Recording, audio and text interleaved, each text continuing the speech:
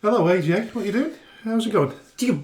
Well, at the minute, I'm just going through the scores on the doors from last week. Yeah, I've not had a chance to do it yet myself, personally. Well, yeah, I mean, to be honest, I called 3 of the results as draws, and draws, I think they have become. Oh, wow, actually, that's amazing. I've not really looked at mine, but why do we do this? We went pretty much head to because the audience want to know what we think. Dude, And they hold it against us as well, because Yes, if we say they're going to lose and they win, they go, ha ha! You were wrong. I felt like Alan Partridge there. So, yeah, I mean, listen, interesting week. I've devised a system with a few people, how to find out, when you see some of the pseudonyms on Twitter and Facebook, a way of devising who is and isn't. Listen, you're going to be on the show. If you say a word now, you'll actually be on the show. So Rowena's just popped in with a lovely cup of tea for me. Thank you. Thank you. Coffee. Oh, AJ's having a coffee. Yeah, very weak one, lots of milk. Thank you, honey. Yeah. Sounds like he needs one. It's got to that time of the night where he needs it. Oh, listen, we've heard your voice for the first time on the show. We will have her in as a guest panellist one day. Yeah, definitely. God bless her. So I've devised a way of finding out who an alias or a keyboard warrior is. Really? Through a process of elimination on... so looking at Twitter as a particular sort of social media. Yeah. So out of... I was given 20 names. Okay. And I was given 20 names and 10 posts. Okay. That were made by 10 of those people, but with different names. Right. Are you with me so far? With you so far. Yeah. Just. So what I did is, right, I aligned all 10 people up to the aliases. Right. Do you get where I'm coming from here? Just about. So now I'm going to reveal, for the very first time on the show, that I know who Lego Man Head is. Okay. Also known as Stormport. Yeah. Is he Stormport? Yeah. They're sort of the both names that come up on there. Yeah. Okay. And I was... You know who he is. I wasn't surprised.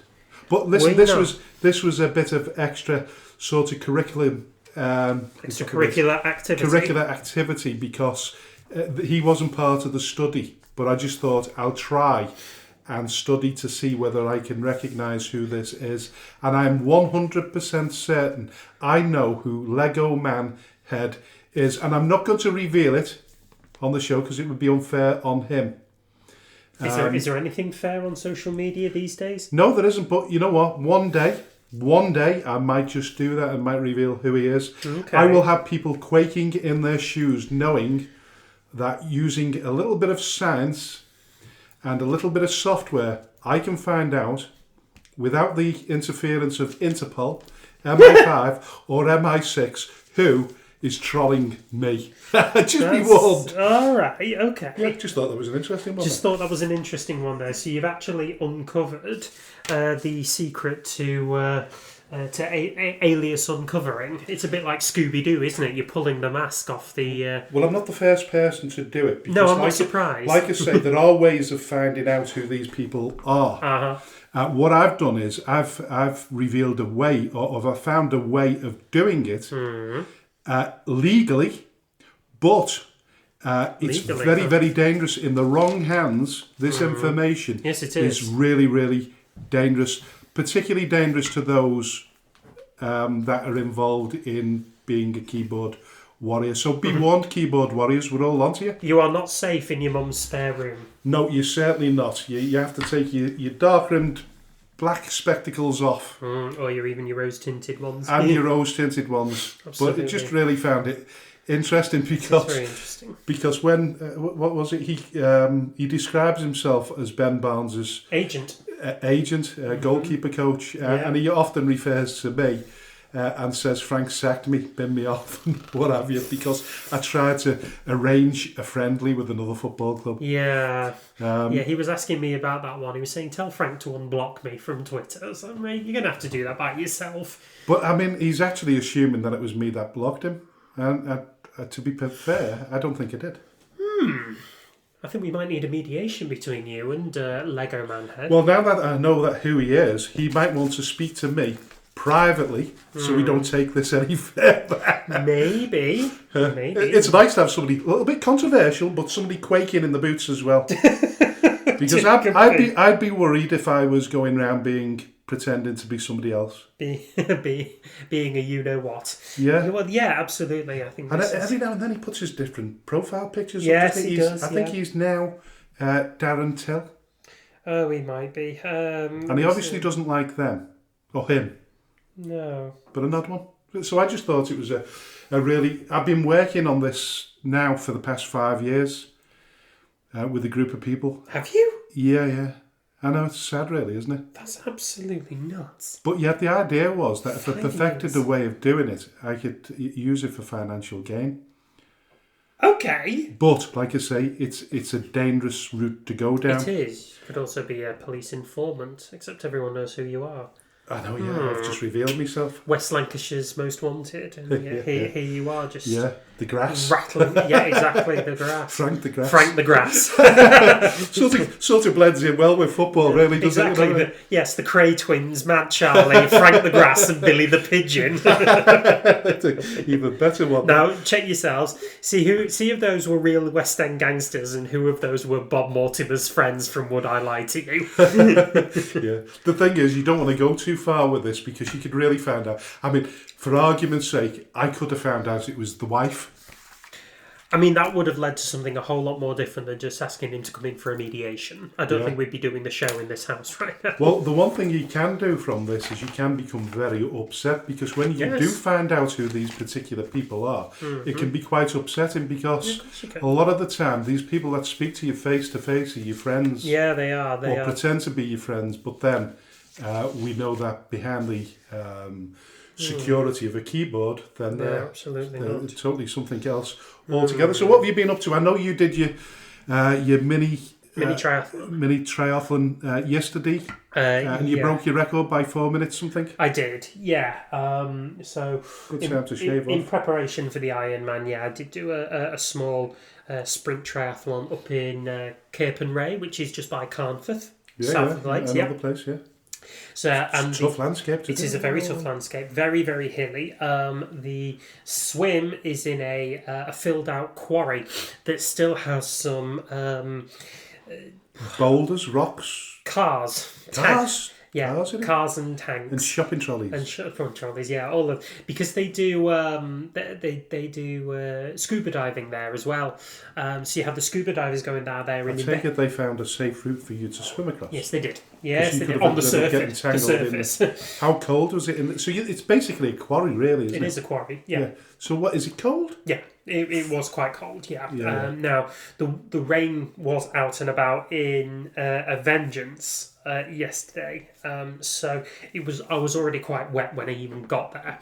And then as I got into the water, I sort of went, ooh, it's a bit cold. And then just after that, you kind of just get over it, really. Once you've submerged for the first time, you're just thinking, okay, let's just get on with it. So what do you go head first so you get it all over splash and then that's it then? Basically. Shiver for a little bit and then get on with it. Yeah, exactly. How far was it across the water? So it was 500 metres all told. 500 metres, so basically just under a third of a mile? Yes, it was. Yeah. So you've got to, in the proper competition, the Ironman itself, you've got to do a mile, is it? 2 miles? Yeah. Crikey. So what did it feel like doing 500 metres? Does it make you worry about doing 2? Yeah, a little bit. A little bit. Because the wetsuit felt very restrictive. I felt like I couldn't catch my breath properly. Crikey, I got really quite dizzy occasionally. And there was a point where I was trying to go out of the water up the ramp. And I was headed straight for it, and then all of a sudden just started curving away from it and swimming towards the spectators' jetty. And I had to stick my head up and go, ooh, redirect. Yeah. And then I had to kind of shake off the dizziness and fit myself to my bike before setting off on that. So that was... So on the mini triathlon, how many miles on the bike? It's 17 kilometres, so it's about...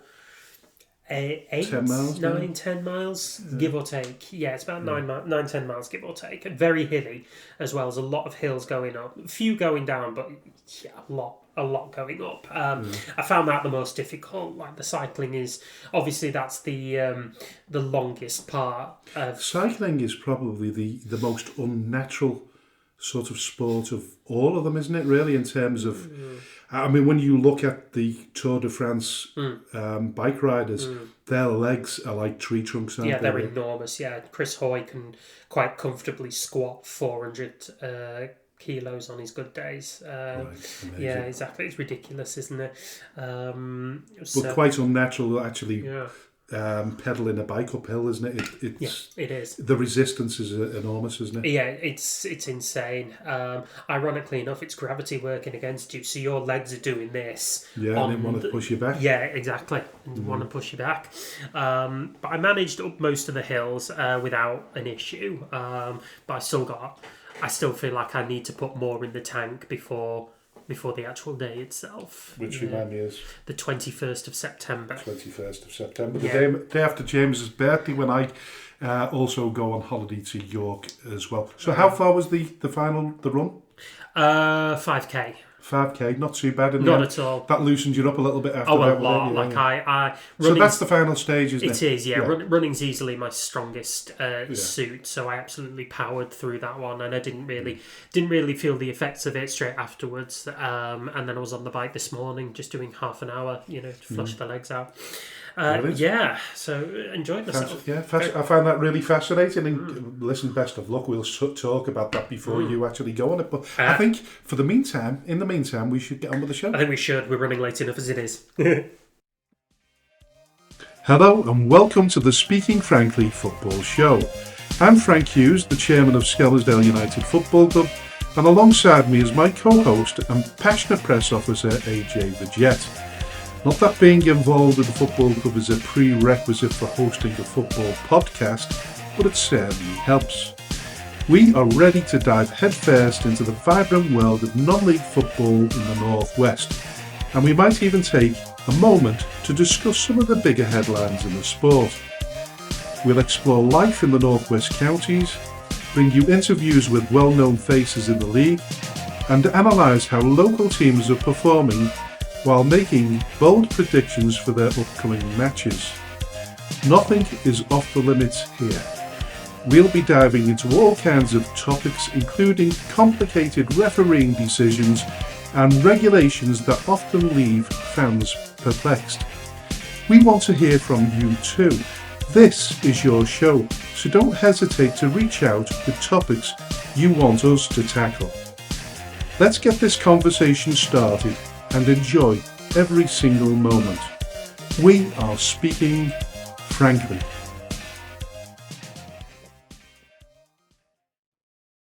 Hello and welcome to the Speaking Frankly Football Show. This is episode 9 of season 2, and a warm welcome to the particular dulcet tones of AJ the Jet. Oh, hello. Hello there. Dulcet tones as it is. Hello, everyone. Thank you very much for tuning in to yet another episode of the Speaking Frankly Football Show. They've not kicked us off the airwaves yet, but we're still waiting for a record label to come along, sign us and give us a load of money.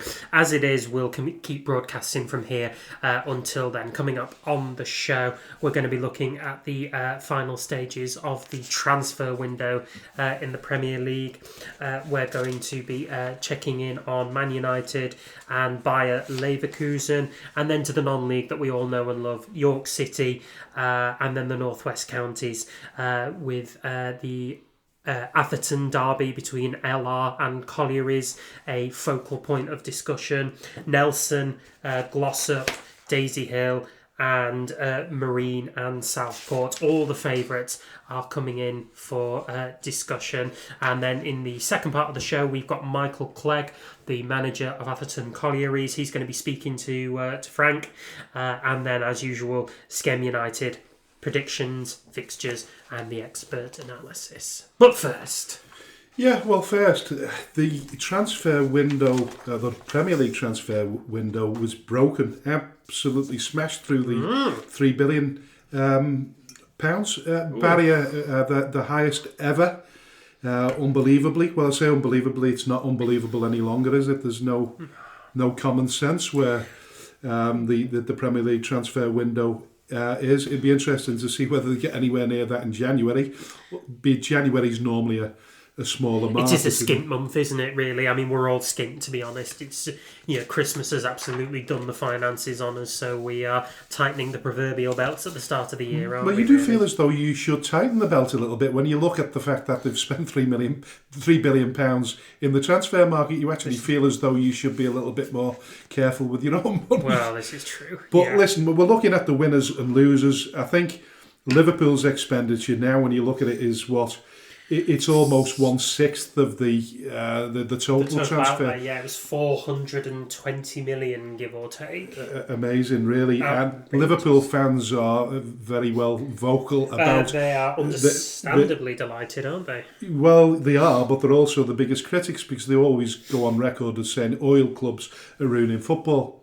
Now they're not an oil club, but are they ruining football? Interesting notion. Did they need to spend that much? I mean, I understand that there were a couple of players who wanted away. I think Trent Alexander-Arnold and Luis Diaz were probably inevitably going to go. But then, they've lost other players as well. Darwin Núñez, Harvey Elliott, they've all gone. Elliott's still there, isn't he? No, Harvey Elliott. Did he go in the transfer window? He's gone on loan to Liverpool to Aston Villa for the season. Which makes a bit of sense, but... for Liverpool to kind of gone on the foray that they have, I don't see where it puts all the formalities on the league. I've no doubt that they'll win it. Was it excessive though? Do you think they'll win it just based off the business they've done in the transfer window? I think the other thing to look at is that they've won the league. They've got to win the Champions League next, haven't they? Yeah. To justify the expenditure. But are they under pressure to do that? Because the money that's involved you can't afford to take a risk and end up finishing outside the top four. No. Because Manchester City could have very easily done that last term. Yeah, they could have done. Manchester United did. Well, yeah, they did. We finished 15th. And got to the Europa League final and then still lost it. So we did put all our eggs into one basket there, but at the end of it all, we didn't. We came up trumps. Well, we'll talk about that in a minute. But you look at Liverpool's expenditure there now, and you look at the Premier League record deals. They broke it twice. Yes, they did. Because the original top record deal was for Bruno Fernandes, which was 103 million. Bruno Fernandes. Have I got the wrong person here? I think you have. Bruno Fernandes was United and it only cost 47. Oh, yeah. Well, we've got a Fernandes here. Enzo Fernandes. Chelsea. Chelsea. Oh, I feel really, really stupid there. Should I backtrack here a little bit and delete this bit? It's up to you. No, well, listen. Okay, but the point was... Fernandes was... When was this? Enzo Fernandes came in the summer of... January 2023 he came in. So, I'm right in saying that Liverpool, with their appointments of Isak and Wirtz, is it? Florian Wirtz, yeah. Florian Wirtz. So they broke the transfer window record in 2 goals. Yes, they did. In 2 years. And so that's amazing. If you look down a little bit further down the list, you'll notice Hugo Ekitike in there as well, who also was signed by Liverpool in this transfer window. Yeah, it says £82 million there, but then when you look back on the other expenditure records, it says he cost 69 million. Is that a total fee, including add-ons? It might very well be, yeah. Because Wirtz's isn't the same either. Wirtz's is coming out at 116.5, so it must be add-ons as well. But still, that's an enormous outlay. I've never seen anything like it. It's 7 players for £415 million. Yeah. It's just it's stunning. And if Liverpool don't win. Well, there'll be a lot of questions to answer. Yeah, if they don't win the league and they don't challenge on all fronts, particularly now that they have the depth as well as the talent, And all the talents seem to have hit the ground running. Ekatike started off with goals in his opening couple of games. We know what Isak can do in the in the league. We know for the same for Kirkes what he can do. Frimpong looked brilliant at Leverkusen. I mean, questions are still surrounding Wirtz, but I think he'll get there in the end. So they've got strength in numbers and strength in depth. So the only other team that I can see to be really challenging them, only on the European scene, is PSG. Other than that, I don't think there's anybody to challenge them in the league. I think they'll walk it. Yeah. Genuinely, yeah. Definitely. So who would you say were the biggest losers? Obviously, Newcastle, they've lost the prized asset.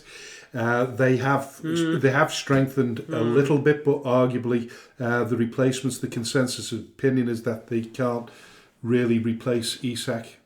Well, everybody says that when they lose. But I remember when Tottenham lost Harry Kane and they had no idea where the goals were going to come from. And, they just about made it up with Son Heung-min.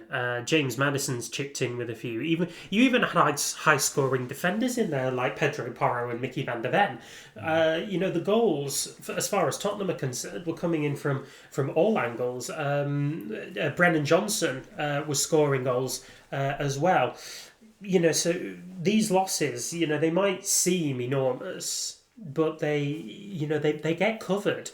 And as far as biggest losers in the transfer market, I don't think Newcastle were the biggest ones. They were touted to bring in a load of players, and I think ended up only bringing in, a couple, and only really one that we knew was going to happen, which was Johan Wiese.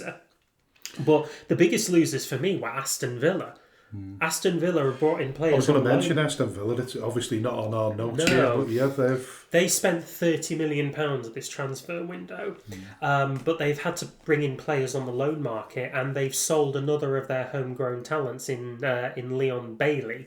Leon Bailey's signed for Newcastle, and they've not quite covered the gaps. Left by players like Marco Asensio, or even Douglas Luiz, to be honest. And there are people still sniffing around their talent box. I know Morgan Rogers, is a player touted for the future. I know questions have been asked about the availability of Ollie Watkins, and Emi Martinez wants out of the club already now. So I think it could very well be tough for Aston Villa at this point. Well, it is. They're certainly second from bottom now. They've got 1 point out of 3 games. Yep. They're not scoring goals. Nope. And most notably, Ollie Watkins as well as not. Ollie Watkins is drying up. Yeah, he's dried up at the moment, yeah, so it's a bit of a worry for them. But yes. We'll come to Manchester United in a minute. But Everton, surprisingly quiet on the last day. Do you think they'd already done enough business? I don't think so. I think they still need 2 or 3 players to get a more balanced team. I don't think they've got their ideal centre forward either. I don't think Beto or Barry are quite good enough. I think out of the 2, Beto's probably the most improved. Yeah, I mean, Beto Barry is sort of work in progress. Work in progress. Yeah. I mean, Beto had that good spell when Moyes first came back to the club. And he scored a handful of goals there that proved to be quite vital. But I think you've got to look at Everton as a bit more of a long-term thing. That being said, I think the signing of Jack Grealish is going to be absolute table turner. What do you think? Do you know much about Merlin Roll? I don't, to be honest. Where's he coming from? Too sure. The German club, is it? But is it Werder Bremen?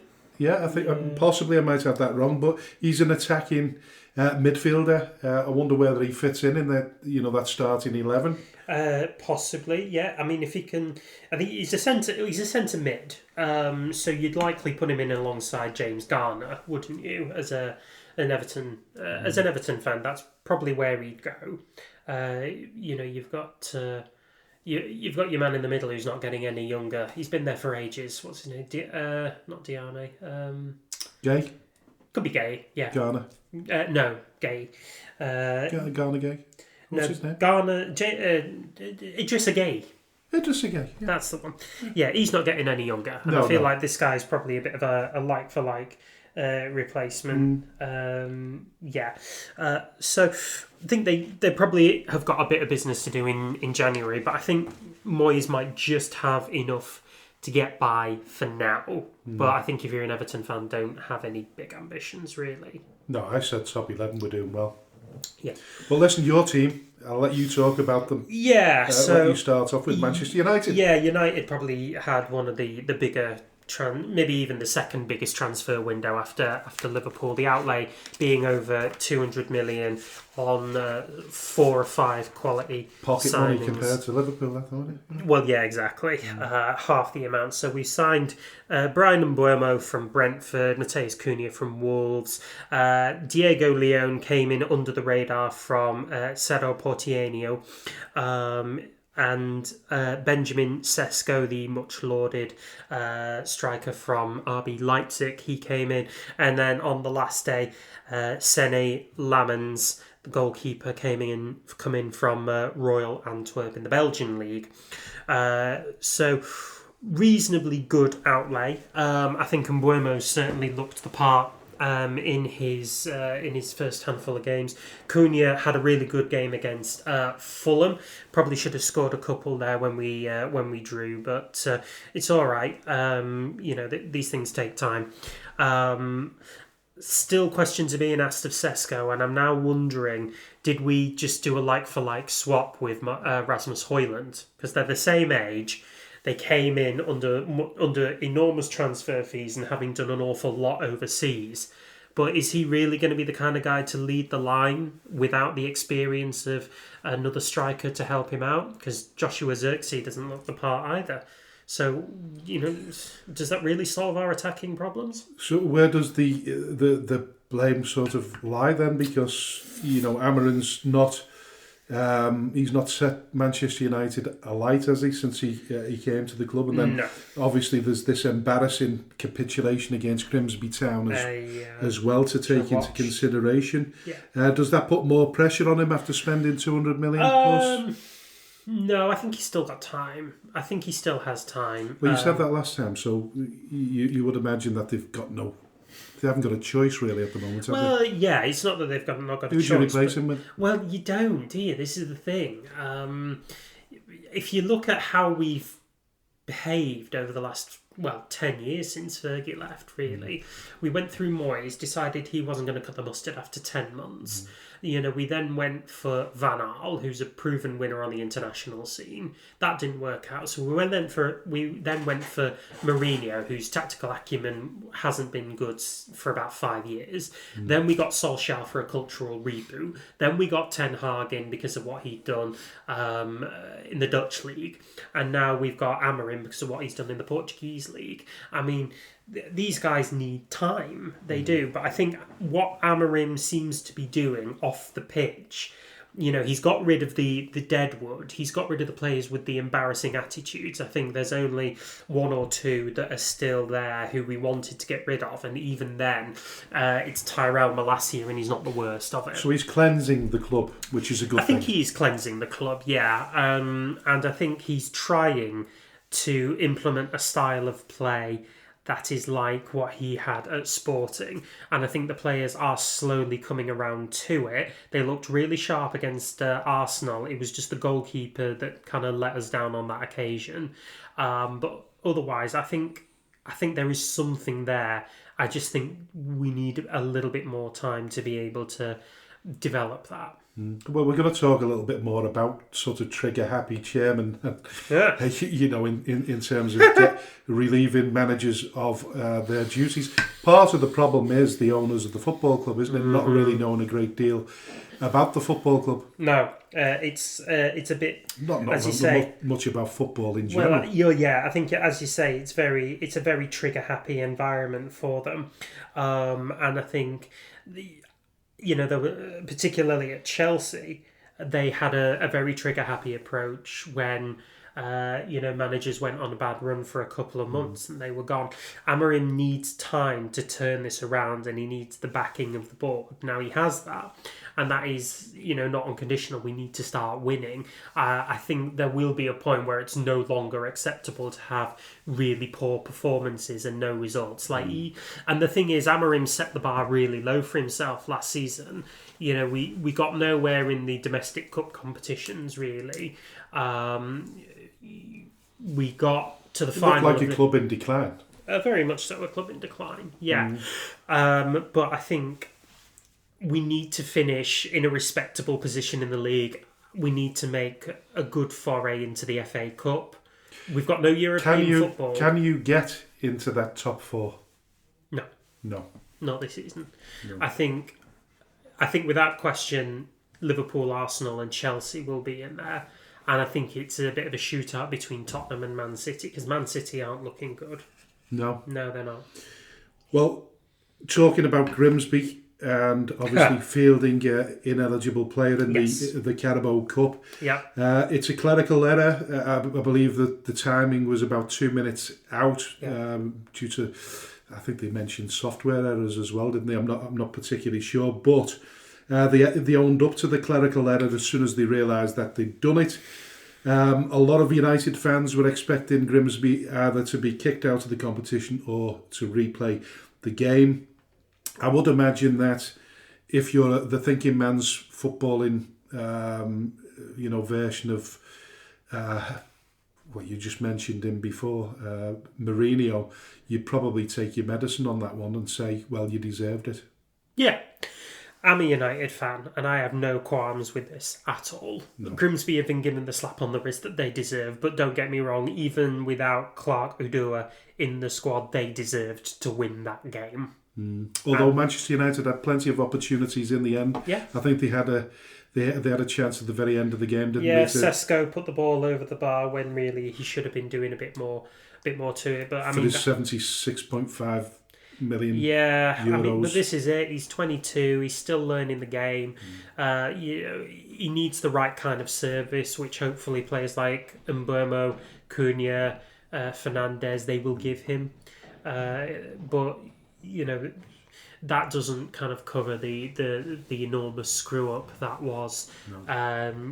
The game against Grimsby. So, fair play to them. They've absolutely deserved that. I'd be inclined to pay half of that fine myself and say, well done. Yeah.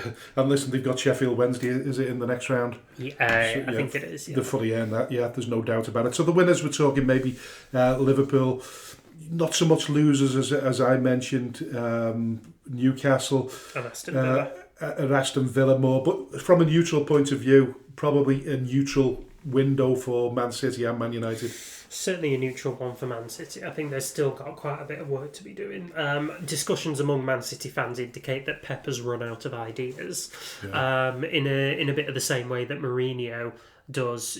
Once you start to become a bit more attuned to how a manager plays, it's the question then asks, will he change it up? Now Mourinho didn't. He's been written off before, though, hasn't he? It's fair to say. Guardiola. Yeah. Has he? Yeah, he was written off before. I think they won the League one season. They didn't the next. And then they come fighting back again. Well, they spent 200 million on the defence in that season, if I remember rightly. So with this one, they've not been nearly as big spending as what we thought. They brought in Gianluigi Donnarumma on the last day, which was to be expected. They brought in Ryan Ait-Nouri from Wolves. And then they brought in some fella in the midfield who seems to have had an absolute barnstormer. But that doesn't really address the rest of the difficulties that they're having on the field. Is the difficulty then finding the right players for the football club, or is this a sneaking feeling behind the scenes that he's sort of putting a cap on the spending, making it a little bit more difficult for him? Because you generally find that in these situations when a manager is on his way out, the owners of the football club tell them they've got less to spend. I always used to say to Tommy that if you're having a budget cut, it's normally because you're on the verges of getting sacked. So Tommy always to fail. Well, yeah, in many ways you are, but then you're also saying, well, I don't think you're good enough for the job anymore. Yeah. And I haven't got any faith in your spending ability now. Maybe that is the situation with Pep now and the owners. I don't think so, because I think for Pep, he's got endless credit in the bank. I mean, look what he's done with City. Your credit doesn't last long at all. Well, it doesn't. Look at Mourinho, you've mentioned before. But look at Ferguson. Yeah, well, Ferguson is a one-off, isn't he? He's an absolute one-off. He built 3 or 4 teams in his years and fantastic teams. But when it came to the end, when he decided to make the walk himself, that was probably the poorest season United had. Yeah, but they still won the title. Yeah, exactly. Whereas Everton City should have won the title that year.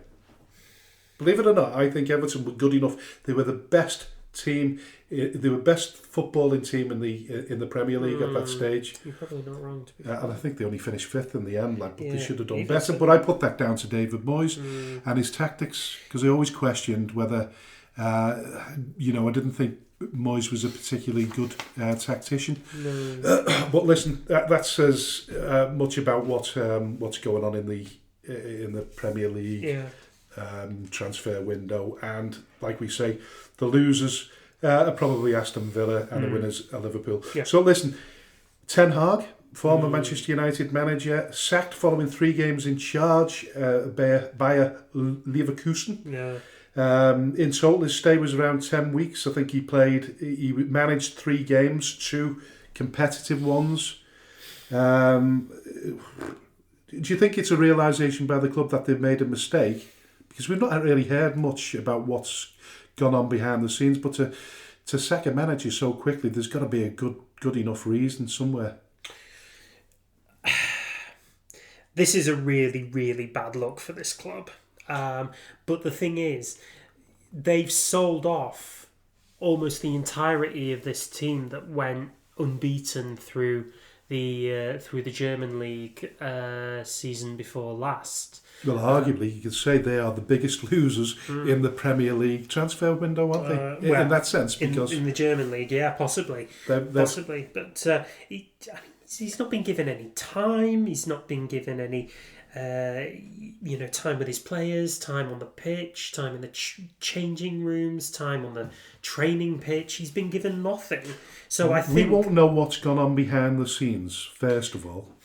So yes, it is a bad look on the football club. I agree with you. It's a bad look on the football club. The football club will always get the criticism for making such a swift decision. But if behind the scenes they've got a good enough reason to do it, then somewhere down the line it will be justified. And as we know, history, you leave it a little bit longer and the story comes out and the reasons why it happens and exposed. Even so, you would hope for an immediate explanation from Bayer Leverkusen as to why this happened. There's absolutely nothing coming out at all. No, nothing at all. So that's And he's not a bad manager. Right? He had a really difficult spell in charge of United, but still won 2 trophies. Had a really good setup at Ajax. He's a talented manager. Oh, there's no doubt about it. He's a proven manager right across the board. Yeah. Every day of the week, any club in the Premier League certainly struggling and wanted to replace their managers would be looking at him straight away. I think so. The first few games of the season, I think he might be back in the Premier League before too long. It's possible, yeah. But listen, we'll move on to the National League now. Drop into the non-league pyramid, if you like, and sort of not so much a similarity. But York City, after 18 months, have decided to sack Adam Hinchelwood, and if you remember, Hinchelwood guided the Minster men to second place in the National League last season, gaining 96 points. But they were defeated by eventual promotion. Playoff promotion winners, Oldham Athletic. Now they're unbeaten so far in the league with 3 draws and 1 victory. The ambitious co-chairs Matt and Julie Ann Ugler said, "We would like to thank Adam for everything he's done for the club since his arrival early last year. We wish him nothing but the very best for the future. We look forward to announcing the new manager in due course for this next chapter for the club." Now it seems really, really harsh based on being unbeaten, and particularly what Hinchelwood did for them last season. But it just shows you how cutthroat the business is. In the meantime, Stuart Maynard has been named as the new manager, so very, very swift appointment there. Yeah. Another one that doesn't make sense. Yeah, I can't really get my head around that one, to be honest. I mean, they're sitting 19th in the table out of 24 teams, okay, which, when you look on the face of it, it is a little bit disappointing.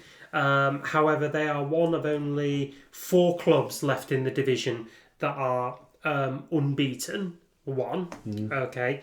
The last 4 games that they played were against Woking, Southend, and Sutton United. Those were the draws, and then a 2-0 win against Truro City. So not exactly easy games by any stretch of the imagination.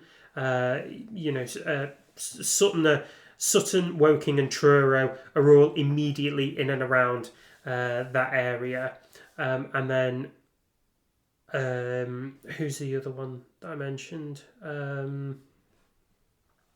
Woking, you mentioned Woking. Woking, yeah. So Sutton, Woking and Truro all around, in and around the immediate environment. And then Southend are 4th place. 4th, yeah, exactly. So difficult games.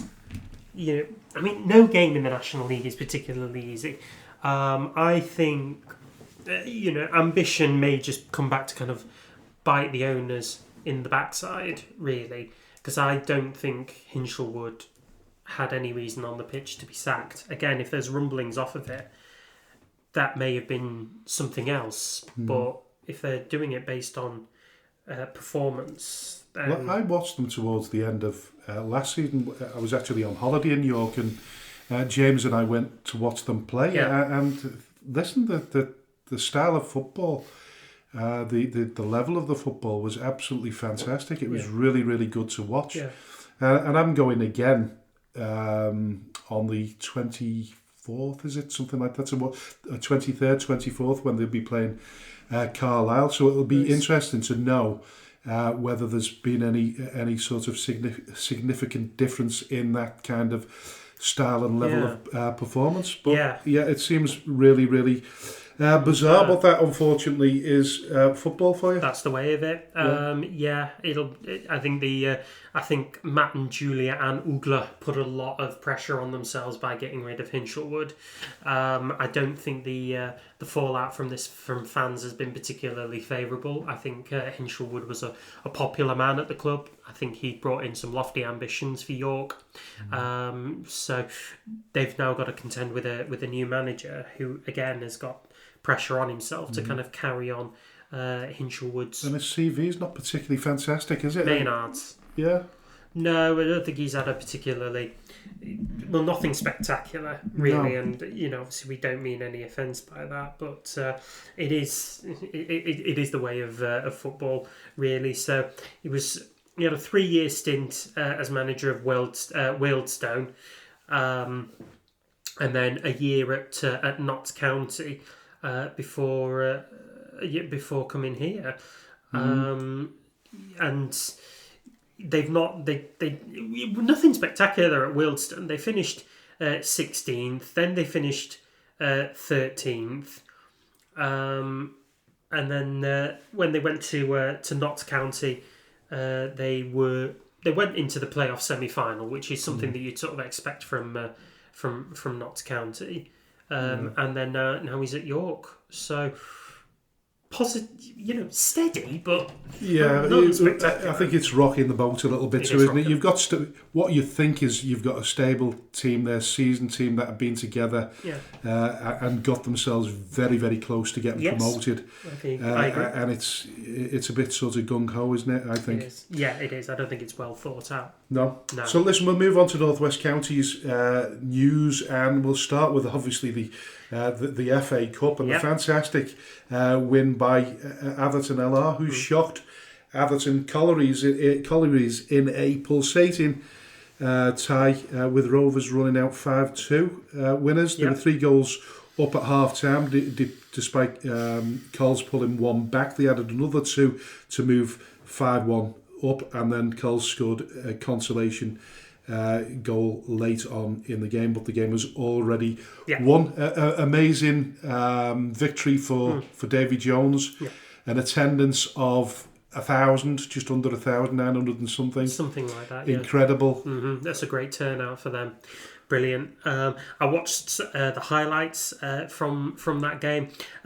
You could tell that LR were well up for this. Yeah. I mean, they looked like a team that wanted to win this game. You know, they play that particular style of football with the overlapping fullbacks that we've seen so well and been on the receiving end of. And Brooks and Chadwick were brilliant in the fullback positions. But I think what surprised me the most was how physical they were against Collieries. Not necessarily in the sense that they were aggressive or that they were, out to, win the game by kicking them black and blue, but how they fronted up against a team that were actually physically bigger than them, taller than them. A couple of their goals came from headed set pieces, one of whom by Captain Davy Moore, who's not exactly Peter Crouch at all. In fact, he's probably closer to Tim Cahill than Peter Crouch. Clegg said in his post-match interview that they shouldn't be scoring goals against these big centre halves. It shouldn't have happened. No, it shouldn't have. When you look back at the goals that were scored, it is a bit, frustrating, as I'm sure Cleggy was, to see players like Davy Moore getting in above really tall centre backs to head these goals in. And I think as well the manner in which the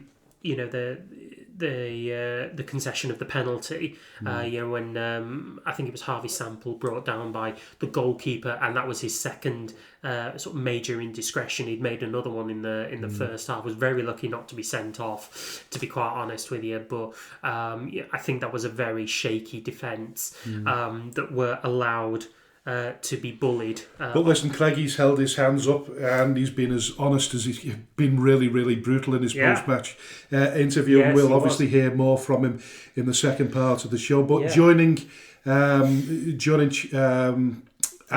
in the next round is Chadderton. They had a 3-1 win against Bishop Auckland. So listen, best of luck to them. Have we looked at the draw for the next round? It is. We have it. Yeah. It's right here. So we've got some really good ties coming in there. So FC United of Manchester versus Chadderton is a particular standout. Atherton LR's reward for knocking out Collieries is a trip to Macclesfield. That's going to be absolutely fantastic for them. I hear they've already sold over 200 tickets for that game. So a brilliant turnout for their fans, as I'm sure we were expecting. They're expecting absolutely nothing there, but you know what? They could go and do the business, couldn't they? There's no reason why they can't. Well, why not? They're gonna put on their fancy outfits and front up for a day on the Macclesfield town, because why not? They may only be there once, so they'd lap it up. Other particular fixtures that jump out of there is Enfield versus Enfield Town, a bit of a local derby there.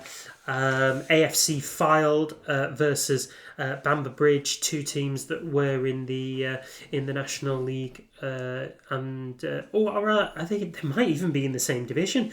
AFC Fylde versus Bamber Bridge, only separated by a stretch of the M55. And then Radcliffe versus Southport, another clash of the heavyweights, and then Stalybridge Celtic, who've beaten Bury twice already this season. They go to they welcome Chester. Chester's not having a particularly good start. No. So that'll be an interesting side. But listen, we'll just move slightly back before we go forward again. We'll look at the results from the Premier Division in the North West Counties. Obviously a few games that bowing out of the FA Cup were Wythenshawe, West Didsbury and Chorlton, unfortunately from the North West Counties. Yep. But moving on to the Premier Division, the big derby, the AFC Liverpool versus City of Liverpool derby. Surprised there, was expecting AFC Liverpool to win that one, but they ended up losing 4-3. At the third minute of injury time, Robert Murphy managed to steal the game. Yeah, he did. I don't think any of us were expecting this result by any stretch. But I think it probably shows that City and Liverpool do have a strength in unity that maybe we didn't appreciate in the initial stages of the season. We thought that there was going to be a bit of a rebuild. But Andy Manjoba, who we already identified as being one heck of a player, he's opened the scoring for them. And then they've taken the game from there, really. They've fought their way back twice, actually, to then edge ahead in the last minute of the game and steal the local derby. And actually, I think it's their first win of the season. It is. It's their first win of the season, so it's a perfect time to get one in a local derby. Moves them up to 20th in the league. Sorry, what were we talking about there? City of Liverpool. Oh, City of Liverpool, yeah, their first win, yeah. Yeah, it is their first win. Away from home, yeah. It is, Spot on. Yeah. Surprise, but when you say that it's a bit of a recovery for City of Liverpool, they're both still down the wrong end of the table, aren't they? They are, yeah, but it will give them some momentum and a little bit of a spur of positivity there after a really difficult opening 5 games in which they only had 1 draw to their name before the weekend. Moving on through the fixtures, then Bursko, they lost their game at home to FC St Helens in a game that perhaps we thought they might win. Goals from Michael Ibeto and Josh Briggs giving their FC St Helens a 2-1 victory at the community ground. Paddingham continued their very fine run, but it was only down to the late intervention of Finlay Holyoke in the 94th minute of the game that saw them beat FC Isle of Man at the Bowl. Glossop North End's poor run continues with a 1-0 defeat at home to South Liverpool. Earlham continuing their strong run with a 3-0 victory over Litherland Remica. Pilks and Barnoldswick playing out an absolute thriller of a 3-3 draw. Prestwich Hayes and Cheadletown sharing points there, and Stockport Town also sharing out points with Exton Villa. So it means that Paddingham continue to consolidate their perfect run at the top of the table with a maximum of 18 points from 6 games. Rami have played a game more than Paddingham, but just 2 points behind on 16. Earlham rounding out the top 3 with 15 points, and then Bursko hot on their heels with 14. Chadderton, South Liverpool, Stockport Town, St Helens Town and Wythenshawe are all knocking around there or thereabouts. So we'll take a look at Division 1 North. Yeah. And sort of a return to form a little bit. We expect a lot more of them. Droylsden managed to beat Ashton Athletic at Ashton 4-1. Yep. A lot of the goals coming in the from the 70th minute. Sam Oliver scored. Jamie Robinson scored in the 74th minute, and then Cody Artwell scored in the 87th and the 92nd minute of the game. And to add another goal on top of that, Ashton have scored in the 94th minute. But yeah, we're expecting a little bit more of Droylsden. Saying that, they've sort of had a half a rocky start, but they're up there in second place now. They're not doing so bad. No, they really aren't doing so badly. Perhaps we just expected a bit more of them because they are Droylsden, and so they are naturally a bit more heavy set, than most teams in the division. They have played a game more than most of these teams. However, in and around them, in fact, apart from Daisy Hill, they are the only team to have played 6 games. But are still 2 points ahead of Steeton, who contested out maybe the game of the weekend. It was a top of the table clash against McGull over at the Marley Stadium in West Yorkshire, where McGull came out of it 3-1 winners. A Sam Smith double playing a crucial role for them. Looking really good, aren't they? Mughal are looking seriously good. So out of the 5 games that they've played, they've won 4 of them and then drawn the other one. So they are unbeaten throughout the division so far. Further misery for Ashton Town and Kevin Towie. They lost at home to Bacup Borough. Bacup Borough's first game of the season in the league. Great start for them. A very good start for them. Yeah, as we know, their stadium, which has a really bizarre name to it. I think it's like the Brian Boys Stadium, something like that. Anyway, that's been undergoing major renovations to the clubhouse, which meant that the club hasn't been able to fulfil any fixtures at home of yet, and have only just started playing away very recently.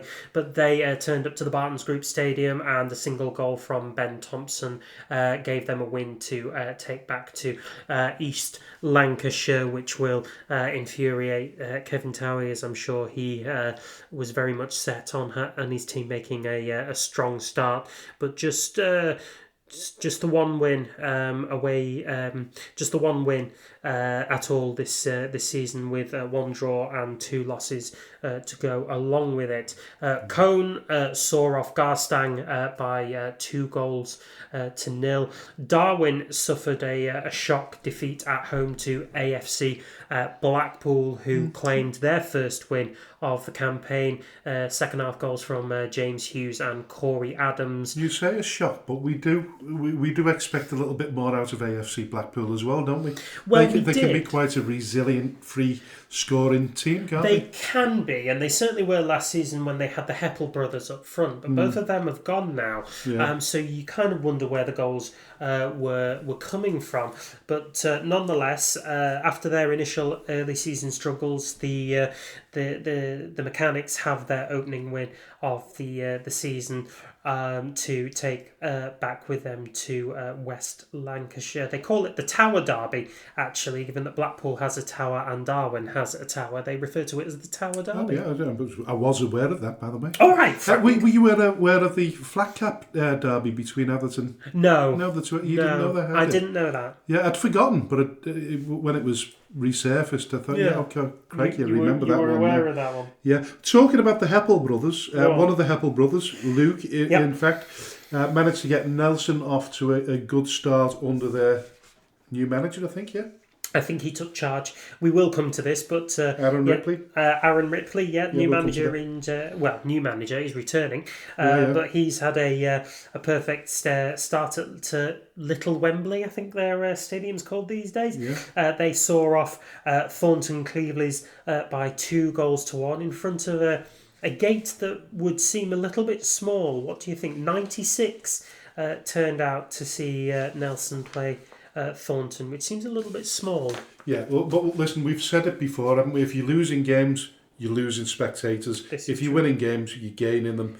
And you know what? Listen, we have that to come when we play our first game at the Marine Travel Arena Stadium on Saturday. We get off to a good start, and then we might see a steady trickle of players, supporters coming back to watch us. Listen, very, very difficult. We'll talk about that later in the show. But let's move on to the Division 1 South briefly. Yep. No real big surprises there. Stafford Town have managed to do the business at Allscott Heath, winning 1-0. Stockport Georgians, I think we expected them to win as well. They did. Telford Town, a little bit more difficult game for them against Asheville at Asheville, but they've still managed to do the business. And listen, on that front, I just look up my little book of surprises here. So not next week, but the week after, we will have the manager of Telford Town on the show. His name is Matthew Boswell. Cool. So we'll be speaking to him in a couple of weeks. Looking forward to that. Yeah, we gave them a little bit of a mention last week, and we've subsequently been invited to go and watch a game at Telford. So we're very, very welcoming crowd there, and we're very grateful. And we look forward to speaking with Matthew Boswell in a couple of weeks' time. Yeah, so looking through the rest of the results there, any surprises for you? The only surprise for me really was just how big that gap in class was between Sandbach United and Wolverhampton Sporting Community. 9-0. Well, we've been on the end of one of them before. 2, and it hurts. Yes, it does. But Joe Bevan kicked the proceedings off for Sam Batch in the 8th minute of the game. He subsequently went on to get a hat-trick. Robbie Hatton and Kyle Foley both contributing a brace each as well. So that's done. Sandbach United's goal difference, absolutely no harm whatsoever. They are 7th in the division. Still got a bit to do to close that gap of 4 points from Barnton and New Mills and Stockport Georgians. But now that they're kicking on, they're in the right direction now. They are very much in the right direction. Runcorn Town took care of things at home away to Shawbury United with a 2-0 win there, and then Wolverhampton Casuals on the wrong end of a 2-0 defeat to Camel Laird.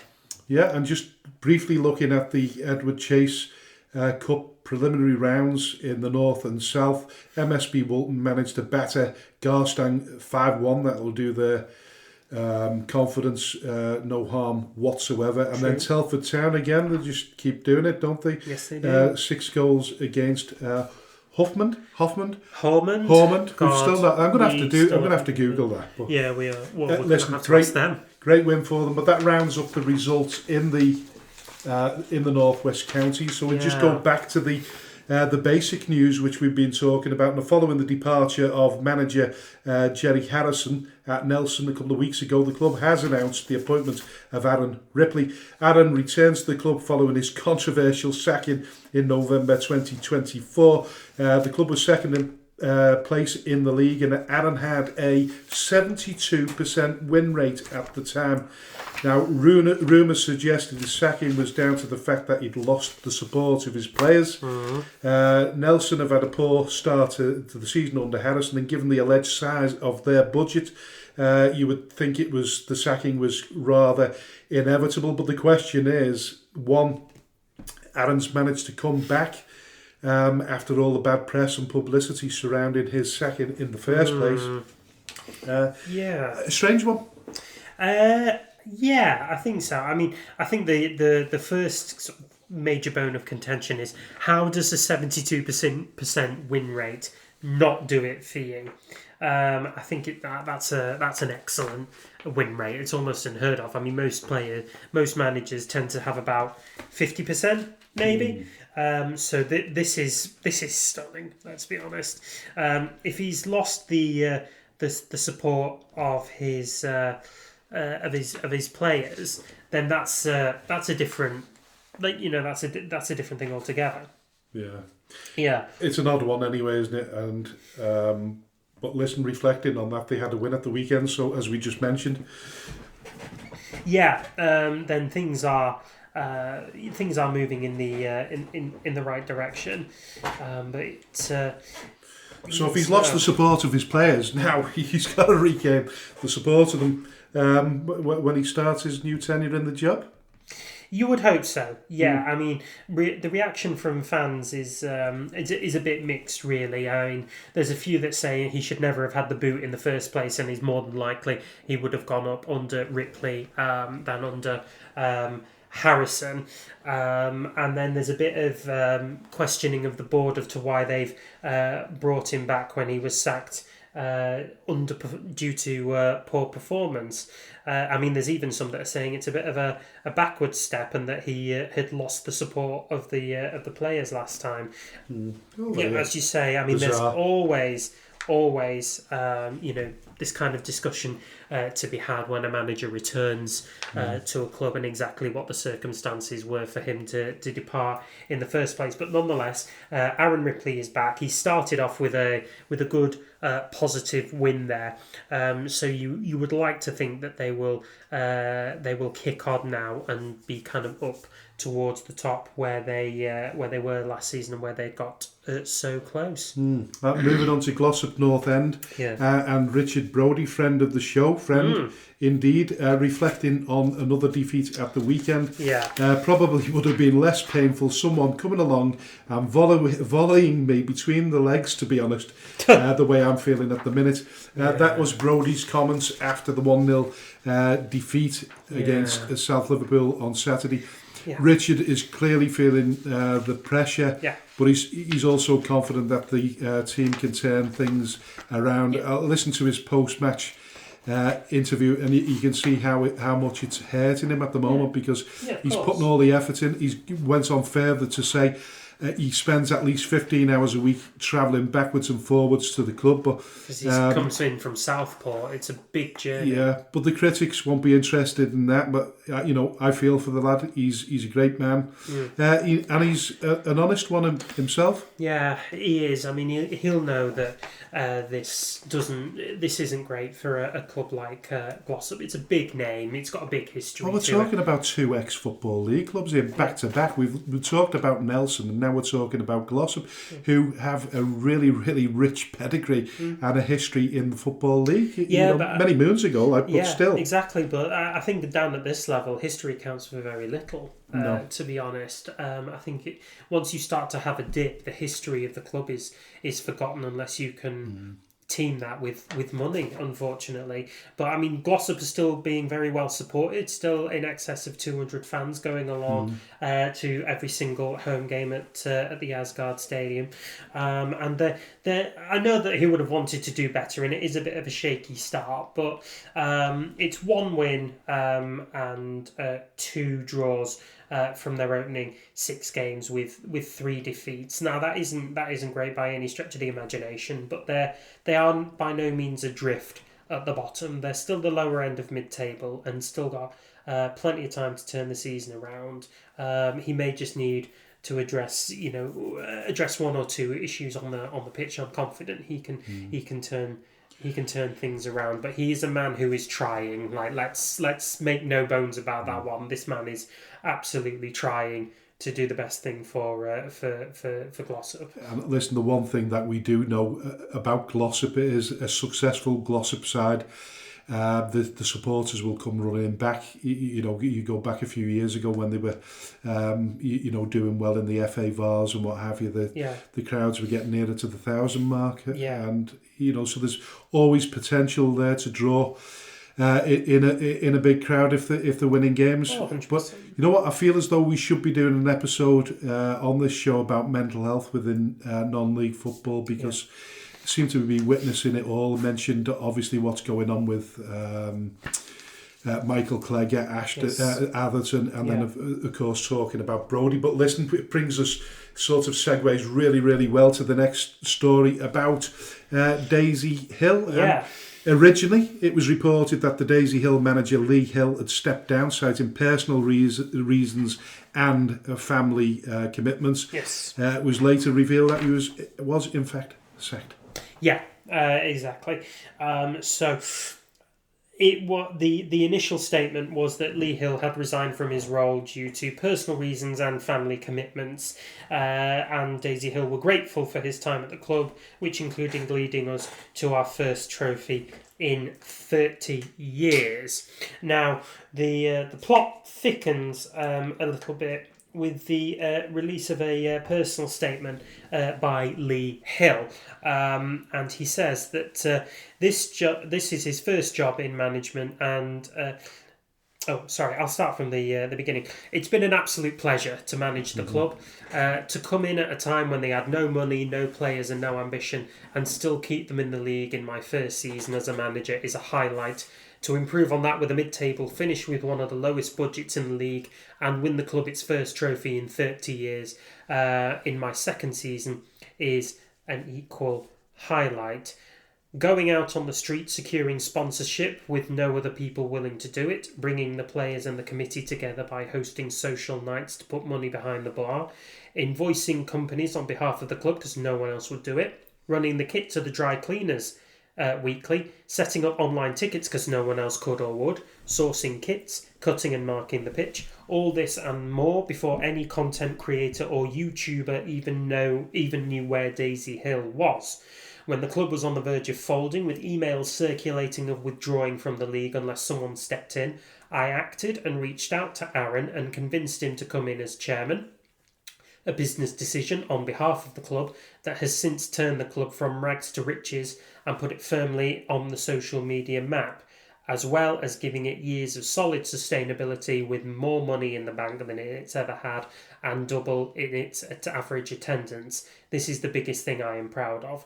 This clearly created a new level of expectation which sealed my own fate. But to say I am bitterly disappointed by the lack of trust and faith shown in return is an understatement. Yes, this season got off to a poor start with lots of factors at play, a lot of fine margins in football that we fell the wrong side of, but 1 week after a support meeting where the club agreed to give us a further £100 a week budget, playing one game and drawing away to an informed top end of the table side and getting a good away point from the club, have pulled the trigger 6 games in and only 5 points away from the playoffs with almost 30 games remaining. This, however, is the brutal world of management, and ultimately the buck stops with me, which I accept. My first job in management, though, and above all, I'm extremely proud of what we as management group achieved with the hurdles and constraints put on us. Daisy is a club I've been in and around for 20 years, and on one hand I'm sad I gave so much to it for the lack of recent loyalty shown in return. On the other, I am extremely proud to see it thriving like it should and happy that I helped create and build that.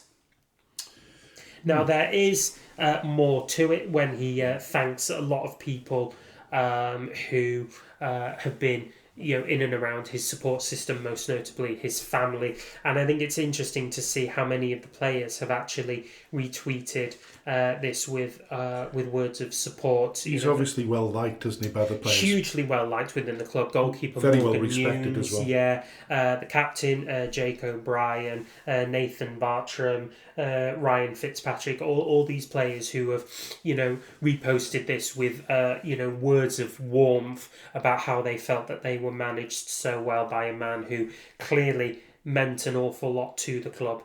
But who the club meant an awful lot to as well. And I think to cast him aside like this is probably, reflective of what we were saying earlier, that maybe owners have business acumen, but not necessarily the football knowledge to walk hand in hand with it.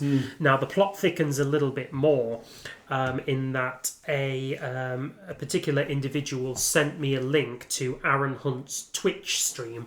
Now, Twitch is a social media platform. This is breaking news. Yeah, it's not necessarily breaking news, but it is gossip. Now, this source, as I say, and I am grateful to this source, you know who you are because I know you listen to this show. He has sent me a link to Aaron Hunt's Twitch stream. Now, Twitch is a social media site mainly for video game broadcasting, but Aaron Hunt has been using his to broadcast the games, the live stream, the Daisy Hill games, when he's been intermingling with the crowd. And one particular clip showed him at the point at which forward amateurs scored to secure a draw against Daisy Hill, and him bad-mouthing Lee Hill's decisions to bring on substitutes needlessly, in inverted commas, and discussing that with the fans. Evidently a move to gain followers and awareness on social media, but not necessarily providing the backing of his own manager. Is the part of you that felt initially when this all unravelled that it was part of the game? The social media game, a little bit of clickbait that eventually Lee Hill will be... We know that's not the case now, but my initial thoughts were... I thought they were extremely friendly with each other. I thought Lee and Aaron were really good friends. That was the initial belief I had when I first seen the YouTube videos. Well, I think it must have been. I think it must have been for Aaron Hunt to buy into Daisy Hill, so to speak. As Lee said in his notes there, he was the one that set up the meeting that ended up with Aaron Hunt taking over the club. So you would feel that there would have been a strong professional agreement in there as well. Now, as he says, there's been more money in the bank than he ever dreamt of, and there were big players that were brought into the club. You know, Chad Wiley, White, yeah. Chad White. Pardon me. He was brought into the club. There was also Glenn Matthews as well. He came back for another stint, having played at the higher level. He only lasted 6 days at the club, and now he's left. On the fallout from this. So there were players who were brought in under Lee Hill that decided to walk, presumably in support.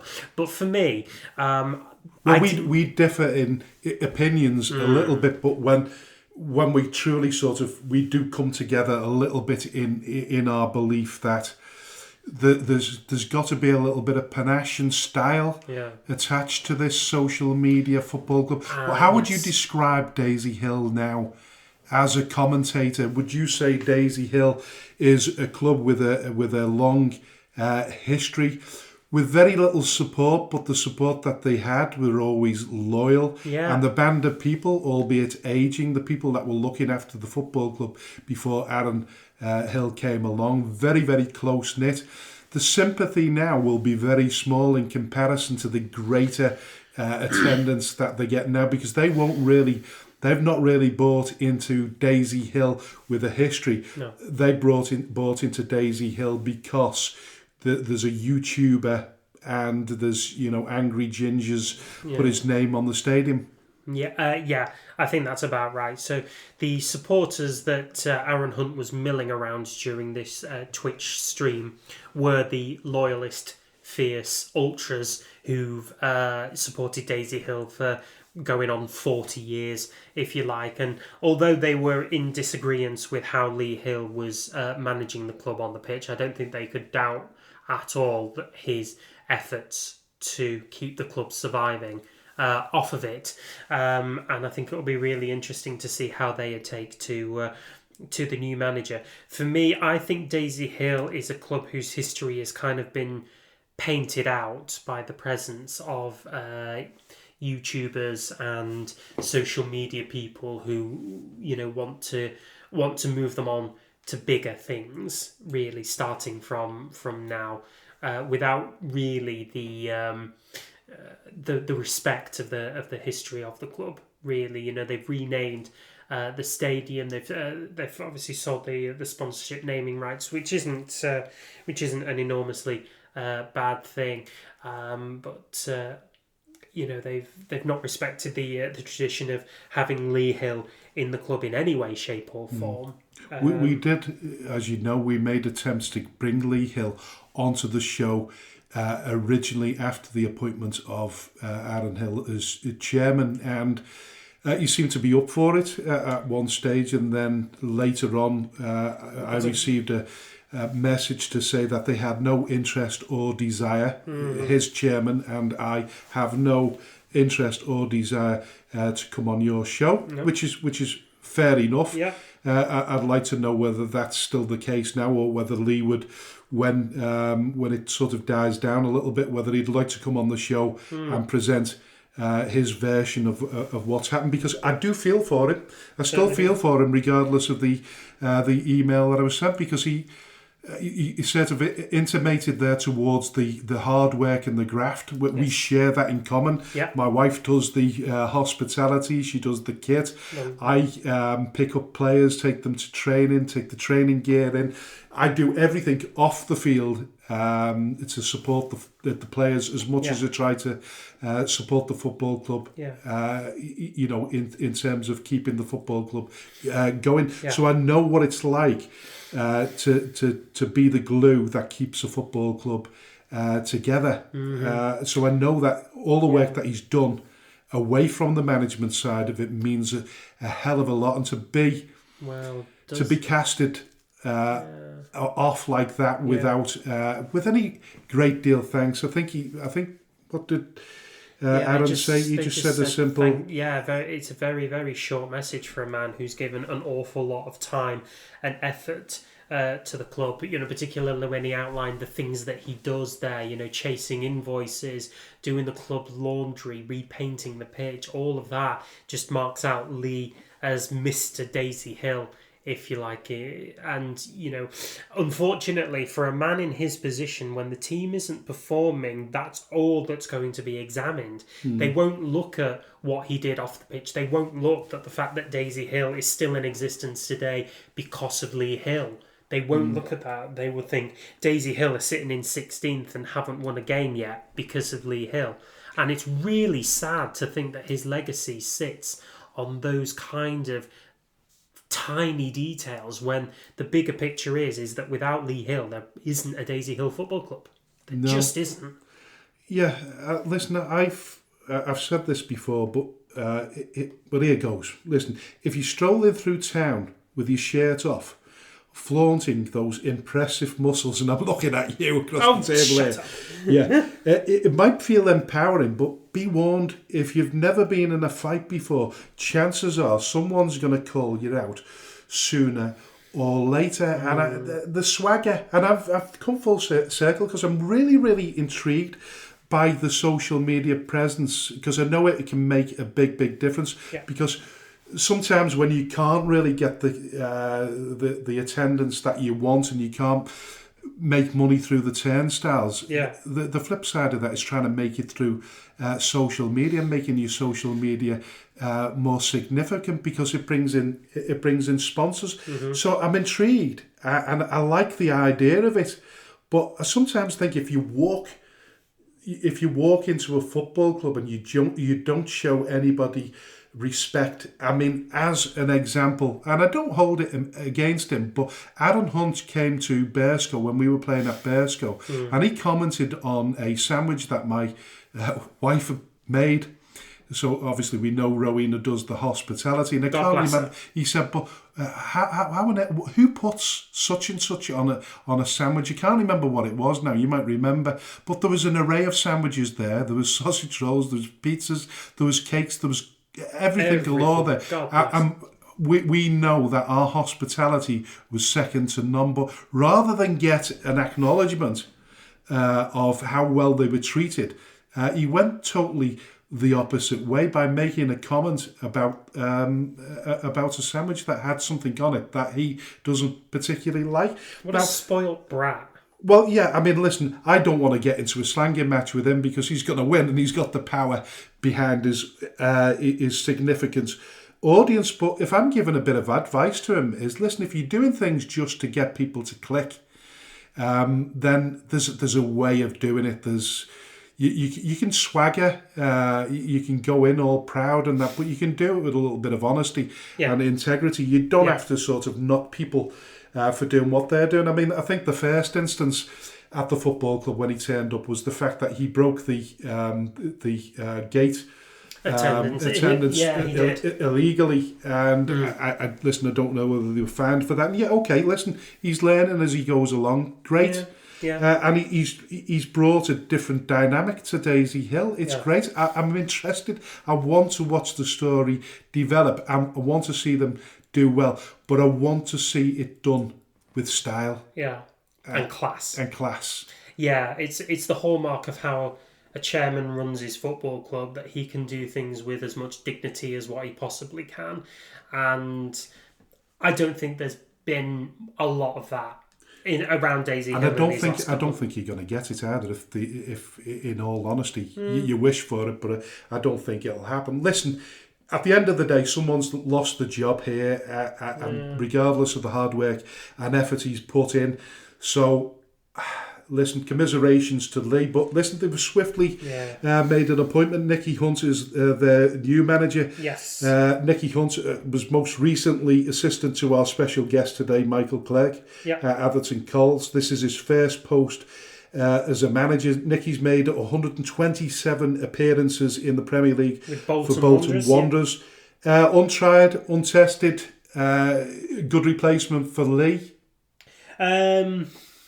I think it is quite a positive one. I mean, Nicky's a local lad. He comes from the Bolton area. He's obviously played for Bolton Wanderers. He's started to cut his teeth in management a little bit. At these big clubs, Ashton United, Rylands, Collieries. it's not as though he's coming in as an unknown. He's known to the locals. He's known in the non-league footballing scene. So it's a decent enough appointment. It is. I think it's probably more. I think it's more a star name than Lee Hill was. Yeah. I think it will probably draw in a bit more attention. Do you know what I was expecting? What were you? Angry Ginge? Yeah, I was expecting Angry Ginge. Listen, it's that bizarre and strange that, anything goes these days. I thought Angry Ginge is going to be in charge of Daisy Hill like he was with United. Oh, dear God. No, nothing would surprise me in football anymore. I don't think that's the truth. I don't think he's got time. I think he's away doing all sorts of bits and bobs. I just don't think he has the time to be a manager of Daisy Hill. Nonetheless, it is Nicky Hunt, and I think he will. I think it's a positive appointment, but I think he's got to hit the ground running. I think he absolutely has to hit the ground running. He's got to get the squad on side first of all. I think he's got to have them playing in a way that is a bit more articulate to how he wants them to play, particularly in a league that is as difficult as the Division 1 North that we know. And he's also got to live up to the expectations of a chairman for whom ratings over and views over style and substance is looking a bit more like the precedents. I think Aaron's made a really good appointment because one, obviously they play a couple of levels below the club that he's left.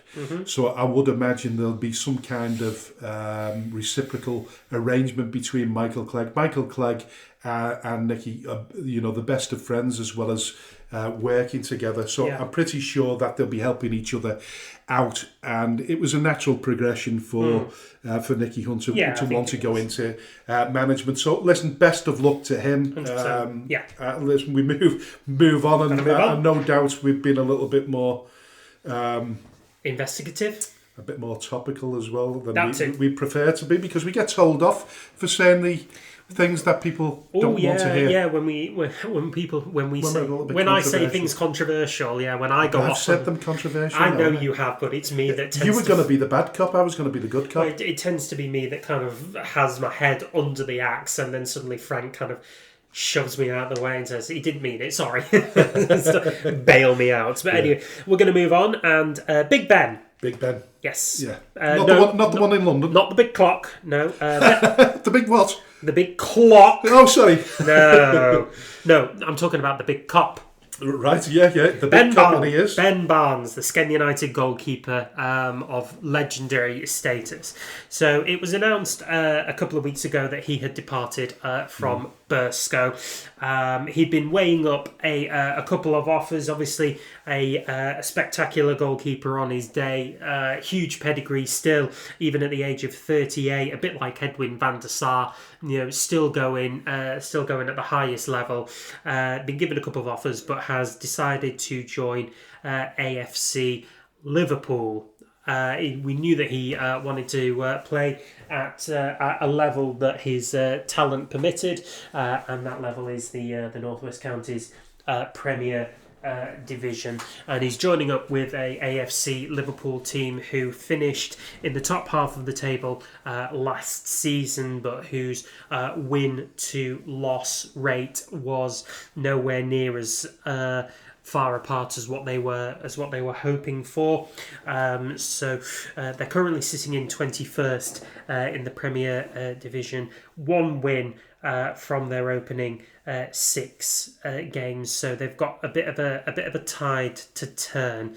And given that they've conceded 12 goals. At home this season, and 15 in total. So Ben could make all the difference, couldn't he? And as we know, he's 38 years of age. He's still going strong. I could imagine him playing well into his 40s, really, to be honest with you, the way he's going. Yeah, if his his body holds up. Yeah, if his body and his personal life, hold up together in that way, then I can fully see that happening. He's got a very, very supportive family, as we know. His partner Kate and his children are his biggest shouters and proclaimers, and we love that. Listen, they're a fantastic family. They really are. We love them to bits, and we can only wish him all the very best. I think that we thought he might have gone back to the city of Liverpool. That didn't happen, but he wants to try a bit of both. He wants... Yeah, he's... and AFC Liverpool's probably a good one for him. And it ties him back up with Carl Lancaster as well, because Carl was assistant manager at Skem, I think briefly when Ben first come back to the football club. So listen, it'll be a good move for him. Yes, and I think he'll do enough there to help them avoid relegation and get them back up to the sort of middle of the table. So best of luck to Ben Barnes. 100%. We'll go through to the National League North just briefly before we go to the second part of the show. Most AFC certainly. Marine, 3 consecutive defeats for them, sees them drop to 15th position in the Northern... the National League North. National League North, Bobby Grant appears to be lacking a bit of firepower, and as a wise man. Do you want to take a deep breath and just start this again? Come on. Yeah, a wise man told me the other day that Bobby Grant needs a Bobby Grant right now. He needs somebody to score goals. And listen, Marine are away to Radcliffe, who've made a similar start. So they'll be playing them this weekend, but even if at this stage, with only 7 games played, you feel as though they need to win to restore a little bit of confidence. Yeah, I don't think they're particularly worried about any kind of threat of relegation at this stage, because it is very early days, and there is still an awful lot to play for. That being said, the last few games haven't been particularly kind to them, but even then, they lost against Darlington. There's no shame in that. Darlington are a big club, tough side, as we know. They will be disappointed that they lost to Peterborough Sports. I think there was a game that they felt that they could have won. They lost to Alfreton Town, who, for their... Alfreton are 3rd from bottom. So again, should reasonably, be doing better.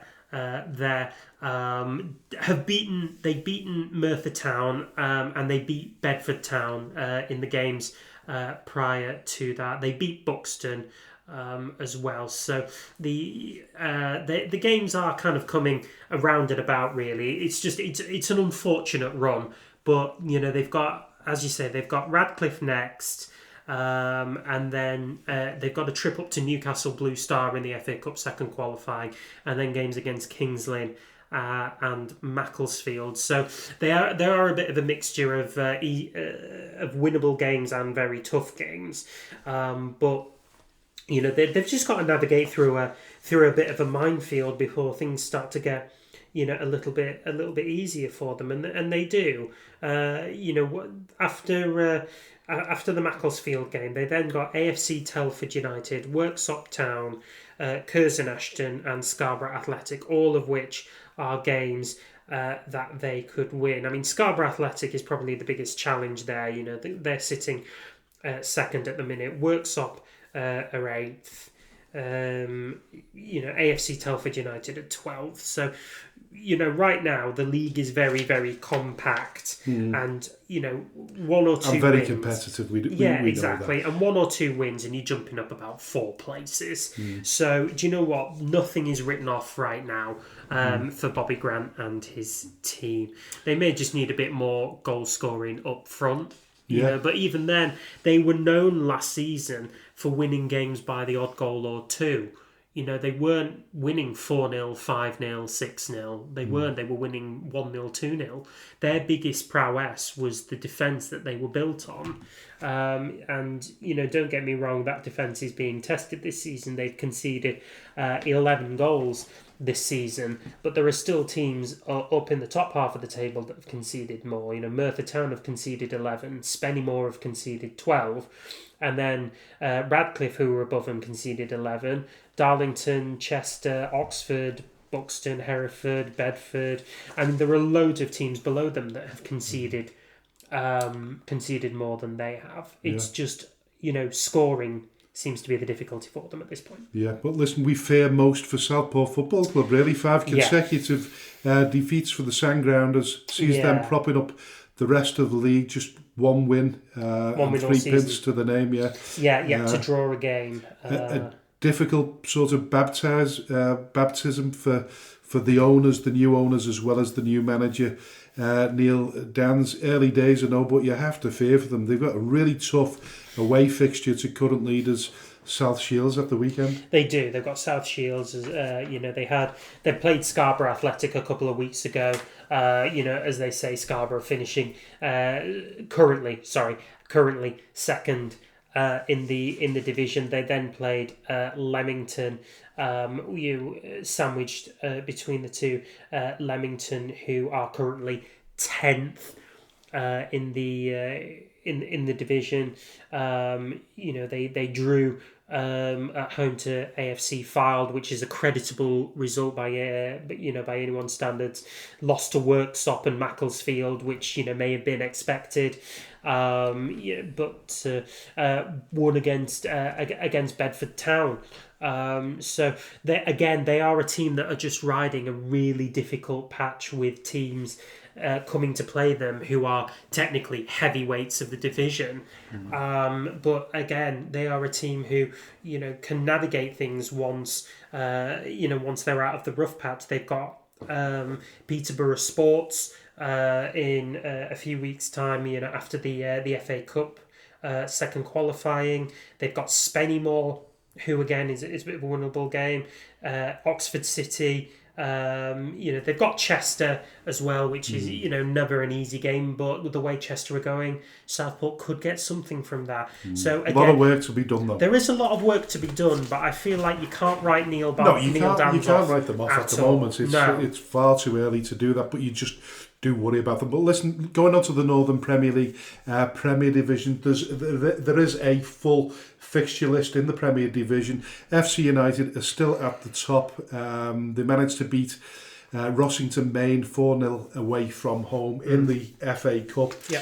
They are playing at home to Cleethorpes Town, so you expect them to maybe maintain their position there at the top of the league. But for the rest of them then, it's the FA Trophy, the start of the FA Trophy, and just picking out one or two games there. Avro are at home to Clitheroe. Bury are at home to Wythenshawe Town. Nice. An interesting one there, because am I right in saying that will be the return of what's his name? Or is it Wythenshawe? It's the other Wythenshawe, isn't it? Wythenshawe Amies. Was it the one that they took the goal scorer from? He's gone back. No, that was Chatterton. Oh, it's Chatterton, yeah. Yeah, it was Lewis Burn. Yeah, forget that. Sausage. Take the notice, I'm talking rubbish. As per usual, Silsden at home to Atherton Collieries. That'll be an interesting one to see if they can turn their fortunes around there and get a nice little win there and restore a little bit of confidence. But yeah, that's the FA Trophy for most of them. Just coming back to the FA Cup, because I know we've mentioned it, but an interesting story I picked up on was Nantwich Town, who were involved in the FA Cup themselves, and recorded on 8.8 seconds. Byron Harrison scored the fastest Nantwich Town goal on record, and one of the fastest FA Cup goals in history against Avro on Saturday. Now, when I read that, it automatically took me back to my first tenure as chairman of Scam United Football Club, when we conceded a goal in 4 seconds in the FA Cup against Ashton United's Gareth Morris. Now, I've been trying to trace both him and Byron Harrison so we can get them on the show, because that would be an interesting one. But I remember, I think Robbie Holcroft was in goal. He won't like me saying that, but the record-breaking goal came from a 60-yard shot from almost the other side of the halfway line, sailed over the Scam goalkeeper and into the net. So 8.8 seconds is slow. Yeah, it is. That's practically the second half. Yeah, there you go. So listen, that rounds up the first part of the show, I think, doesn't it? There's nothing else to report on there, is there? So listen, in the second part of the show, we'll look forward to speaking to Michael Clegg, who's the manager of Atherton Collieries. We look forward to speaking to him Don't go away, we'll have a few adverts and we'll come back to you. A heartfelt shout out to all the businesses supporting Skelmersdale United Football Club, especially T&W Garners and Pedro de Seda Enterprises. Thank you to everyone who donates to the club, supports our race nights, raffles, lottery bonus ball scheme and the weekly draw in conjunction with NYCBA. A special thanks to those who organise such fundraising events, with a particular mention for the incredible Lee Davis and Rowena Hughes. To everyone who stands by us both on and off the pitch, we are truly grateful. If you wish to sponsor the show, please contact me at chairman.skemutbfc@gmail.com or alternatively call me on 077 66 054 548. All proceeds will go to Skelmersdale United Football Club. Thank you for your unwavering support. Hello and welcome to the second part of the Speaking Frankly football show, and a warm welcome to Michael Clegg, the manager of Atherton Collieries. Collieries, I can never get that word right. Which way do you pronounce it? Just Coles. Coles, okay. Yeah, so you avoid any confusion then. Yeah. Listen, you're someone that's always been on the radar I've wanted to speak to because I found it quite fascinating. And I listened to I had trials once, and I think it's one of my favourite all-time round podcasts. So I just want you to briefly fill in other people with detail. Describe your football career and your transition from footballer to manager.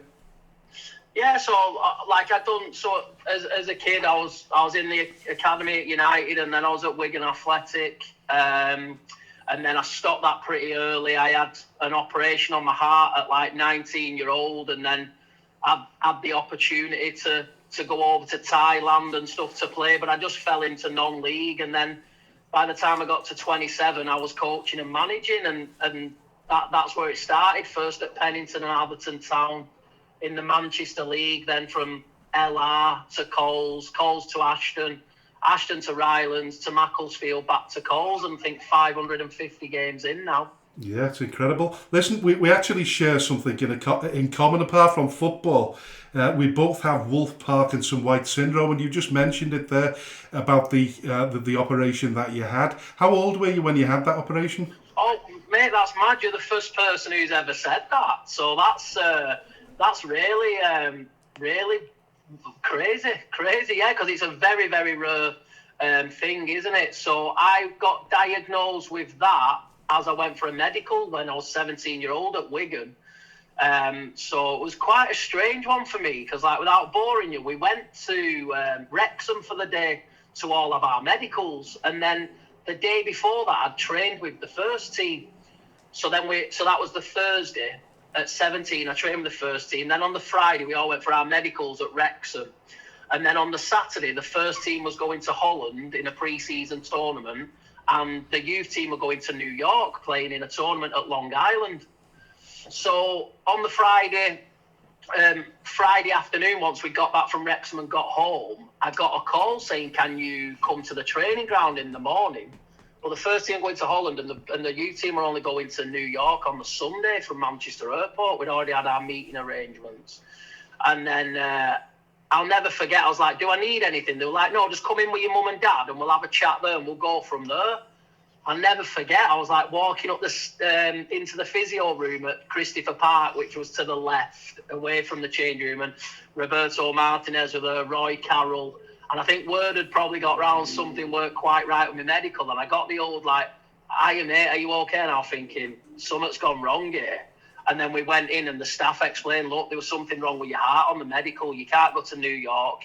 You can't train. We need to get you in the Alexander at Cheadle soon as. And you literally football's off the radar for the time being. So they booked me in at the Alexander Cheadle. I went and had an heart op and I near enough missed my full first year as as a scholar. And to be fair, at that moment in time, I was flying. I was in with the first team a couple of times and stuff. So yeah, it was a real big blow at the time. It was awful. Yeah. I was lucky enough. I avoided the operation and took the sort of medication route. But I knew sort of when I was a kid, when I was a teenager, I knew there was something wrong with my heart. But you take it for granted a little bit when you're younger.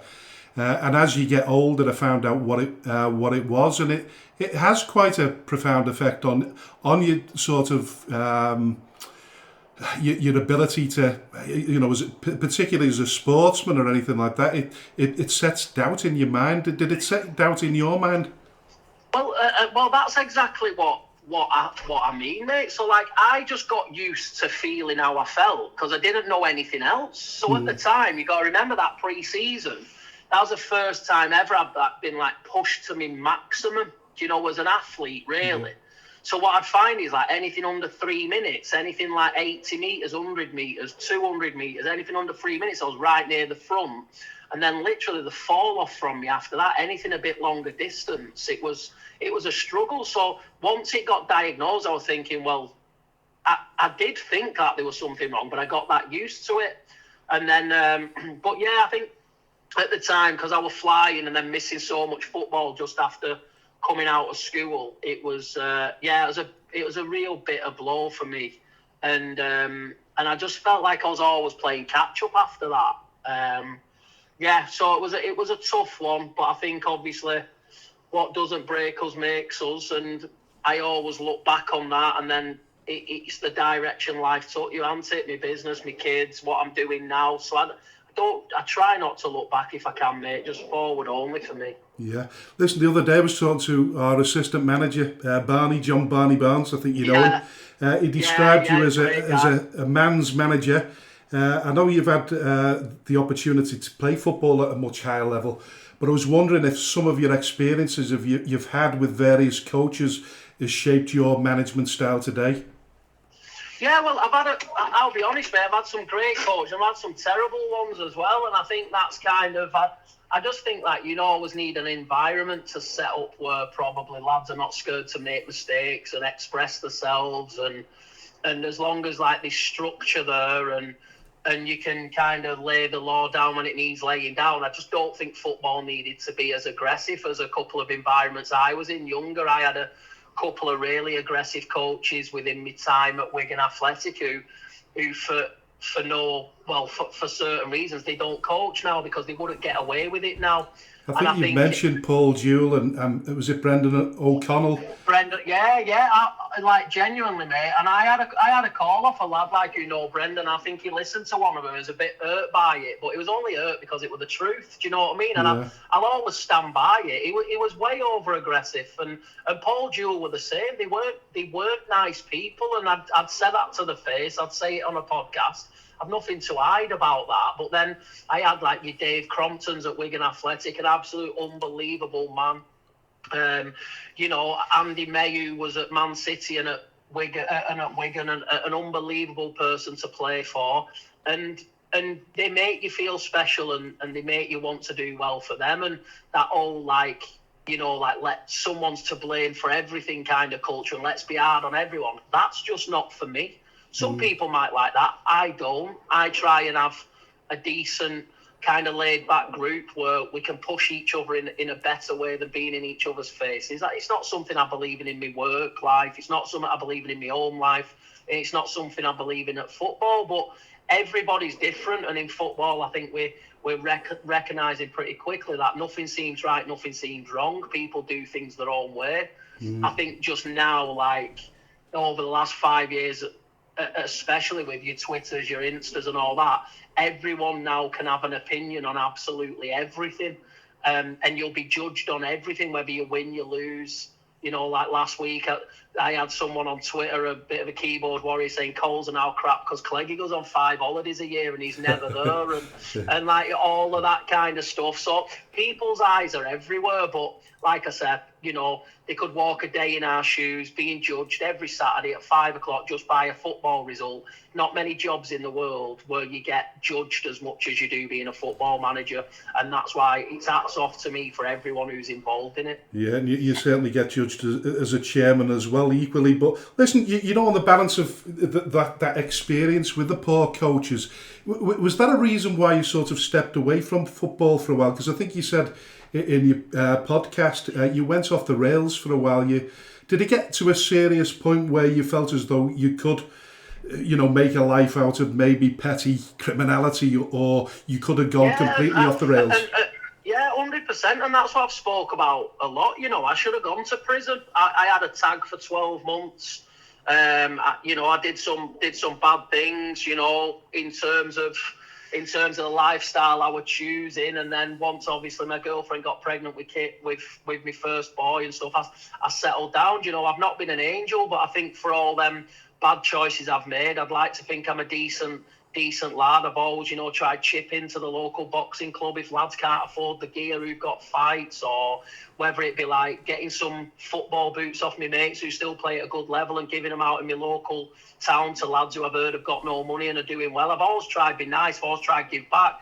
I've got a big heart, but I just think when football kind of left me with nothing and you wanted to earn money and you'd not been college, you'd not been uni, crime was what I turned to kind of earn some money. Am I proud of it? No. But it happened, it shaped you, and then I think I'm kind of living proof that you can turn it around in a short space of time. So, and that's what I've done, you know. A few things like that come out of the woodwork when I was at Macclesfield. Every time we got a result, there was a paper clipping of something I got done for off the police, and underneath, and your family have to read it, your kids read it. So there's no secrets in our house anymore, do you know what I mean? I didn't judge you on the stories I've heard about you, but from what I've read and looking at how far you've come in your football career, it's made the story a lot more interesting.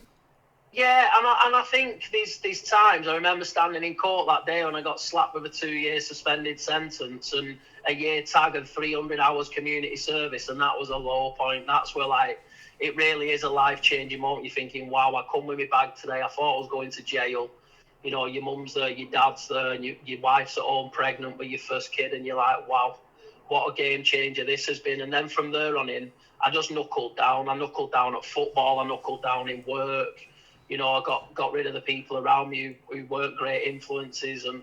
And yeah, I just kicked on. And that's where sometimes, you know, it's been a bit of a mad ride for me. And I've not always been that open and honest about it. It was a tough few years, but yeah, I always thought kind of my talent were within football, and then, like you say, that's been a long ride, and 550 games in now, like I say, and there's been highs, there's been lows, but like I've absolutely loved the experience. Well, you've mentioned Nicky Hunt in the past in terms of turning your life around a little bit, helping you. Not only a great friend, he was also your assistant manager. He's obviously took up the reins at Daisy Hill now. Is that going to be a big space to fill? It's a really good move for Nicky. He's a Daisy Hill lad. He's wanted to dip his toe in but been unsure. And I think it's good at the moment, kind of where Coles are positioned and where Daisy Hill are positioned. You know, we can probably help him out a bit as well in terms of some recruitment. Our friendship's as strong as ever. It'll be great for Nicky. He's a great coach. It'll be different for him to kind of deliver some bad news. He normally leaves that to me. So I think it'll be good, and we'll still be there supporting each other. I've actually just been on the phone to him before this because it's his first session tonight. Just making sure he's feeling all right and what have you. So, yeah, it will be big shoes to fill. But I think like last year at Coles anyway, and kind of timing's perfect because one of the lads who were on the staff has been off now for 4 months because they've had a baby and a job promotion at work, and he's ready for coming back in at Coles. So it's probably all going to fall into place at the right time for everyone, that, to be honest. Yeah, but listen, what do you think? What do you make of the Daisy Hill situation? To be fair, I I didn't know that much about it. I mean, I live right near it, so I seen obviously the YouTubers were getting involved, but I'm just not up with it. It's more my kids who tell me. So I most found out when my kids wanted to go watching Daisy Hill one Saturday rather than us, and then when they explained it, I kind of got it. But I think it's good because I think anyone who can get football out there and got a bit of money and wants to get involved, it is good. You know how difficult it is. It's a poison chalice at times. You know, I used to speak to Rob Smethurst about it when we was at Mac a lot. They're like one of the best guys you've met, and some days he'd look at me and go like, why am I doing this? I'm like, mate, I feel the same. And it's tough, and you know yourself how tough it is with what's been going on at your place at the moment. But it's in our blood. We all still think we can turn it round. We all still think we can win trophies. We all want to go on an incredible journey, whether it be a league run, an FA Cup run, and it's the dream, isn't it? I think it's what we crave. But it is tough. It's really tough. But I think the more the merrier who want to get in, and the more exposure you can get to non-league, the better. Because let's be honest, mate. I mean, you'd watch that Liverpool and Arsenal game on Sunday, and you'd have closed curtains if it were in your back garden, wouldn't you? And I think, yeah. Well, I'm an Evertonian, so yeah, I'd do that automatically anyway. But but I think non-league, you know, people see it. You go and socialise with people within your community, and probably have a couple of drinks and a pie and chips and a programme and an admission fee for £20, and that's the difference, making it affordable. And it's still nice to see, like, even at Coles, the players coming off sometimes, and there's some of them kids' heroes, you know, and I think it's still really good to have that at the level. Yeah, listen, you know, bearing in mind your experience as a sort of trying to break through to the professional ranks in football, how difficult do you think the system is now for young players coming through academies and such like? It's, mate, I could bore you with it for hours, so, like, I'm lucky enough to still know a few stories within the Premiership because I've got a couple of mates in like decent places, and like that Jacob Ramsey story, I think at Villa at the moment is just an example of how dead the game is. You've got a lad who's been at Aston Villa since 6-year-old. He don't want to leave the club. He's offered to take a pay cut. The players don't want him to leave the club. The manager don't want him to leave the club, and the owners don't want him to leave the club. And he's had to leave the club due to this financial fair play and go to a club who knows that he felt that way. Like, that's a shambles. It should be the foreigners who have to go rather than the lads who've come through the English system. And I was saying to a couple of lads at training the other night, I'm dead passionate about it. I remember sitting down watching the European Cup and that Europa Cup, whatever it was, in the early 90s with my dad. And him having explained to me, yeah, Dennis Irwin can't play tonight because like a 3 foreigners rule. Yeah. Now, you know, and some kids don't even know that exists. I think Peter Schmeichel got left out of a couple of squads because of it. But yet we're bringing like internationals or lads from all over the world on when you see some of the English lads who are then falling into non-league and have it get the way back up. And I just think what's happened now is the Championship is like the old Premiership. The Premiership's now like a Super League. And it's just getting harder to find your way. You've got there's less talent coming through sometimes, I think, because you have to have an 18s, you have to have a 23s. So then some of your 23s people are keeping because they're cheap and they're not necessarily the better ones. The better ones are sometimes falling into non-league. It's mad. It's mad how it's ran, but that FFP at the moment, that's going to have to change, because I know a couple of people inside the walls at United, and McTominay didn't want to go. United didn't want him to go, and then we had to get rid of him and bring Ugarte in. It's got to be the biggest downgrade in centre midfield history in the Premiership, that. Yeah.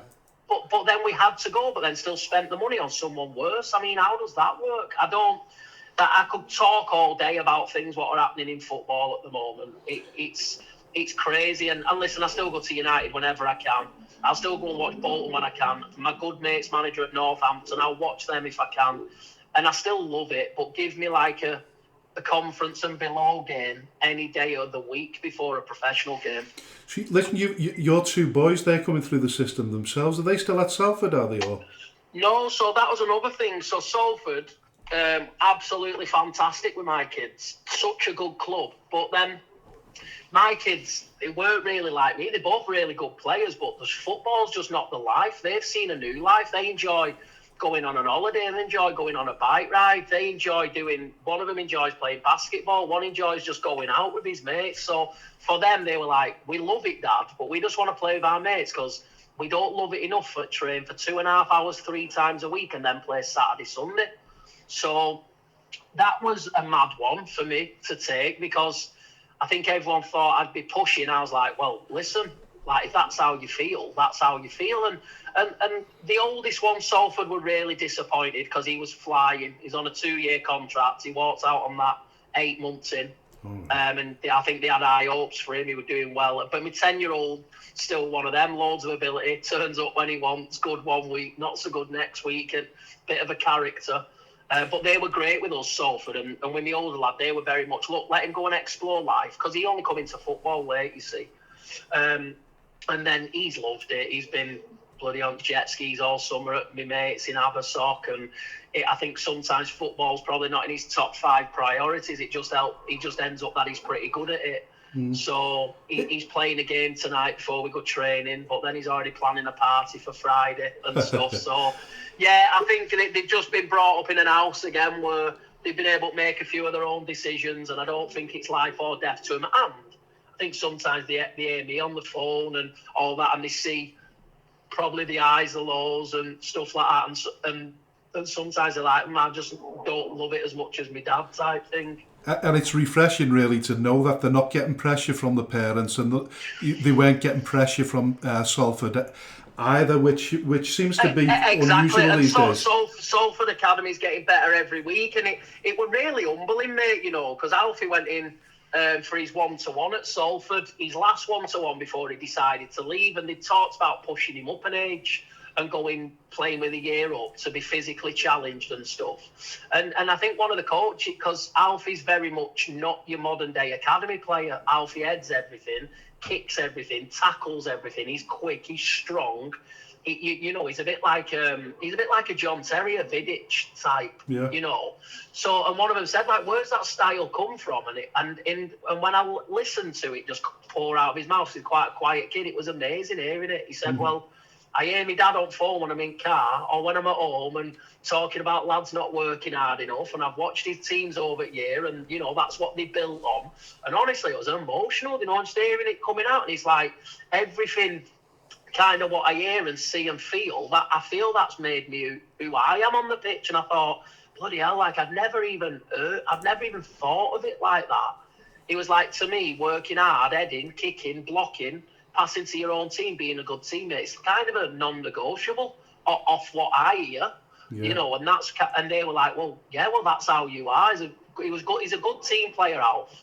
Everyone wants him on the team because he gives you everything every week, where other ones a bit of a prima donna. He likes doing step overs when no one's around him and all that. So that again, mate, that's the benefit of non-league, isn't it? My 2 lads come watching Coles or Mac or whoever it was, and it's never, how many goals you scored today? It's always, how many did you smash today? Did you get in people's faces and that? And I think it's kind of a non-league thing, isn't it? But I certainly think you can impress them by watching what you're doing rather than what you're saying directly to them.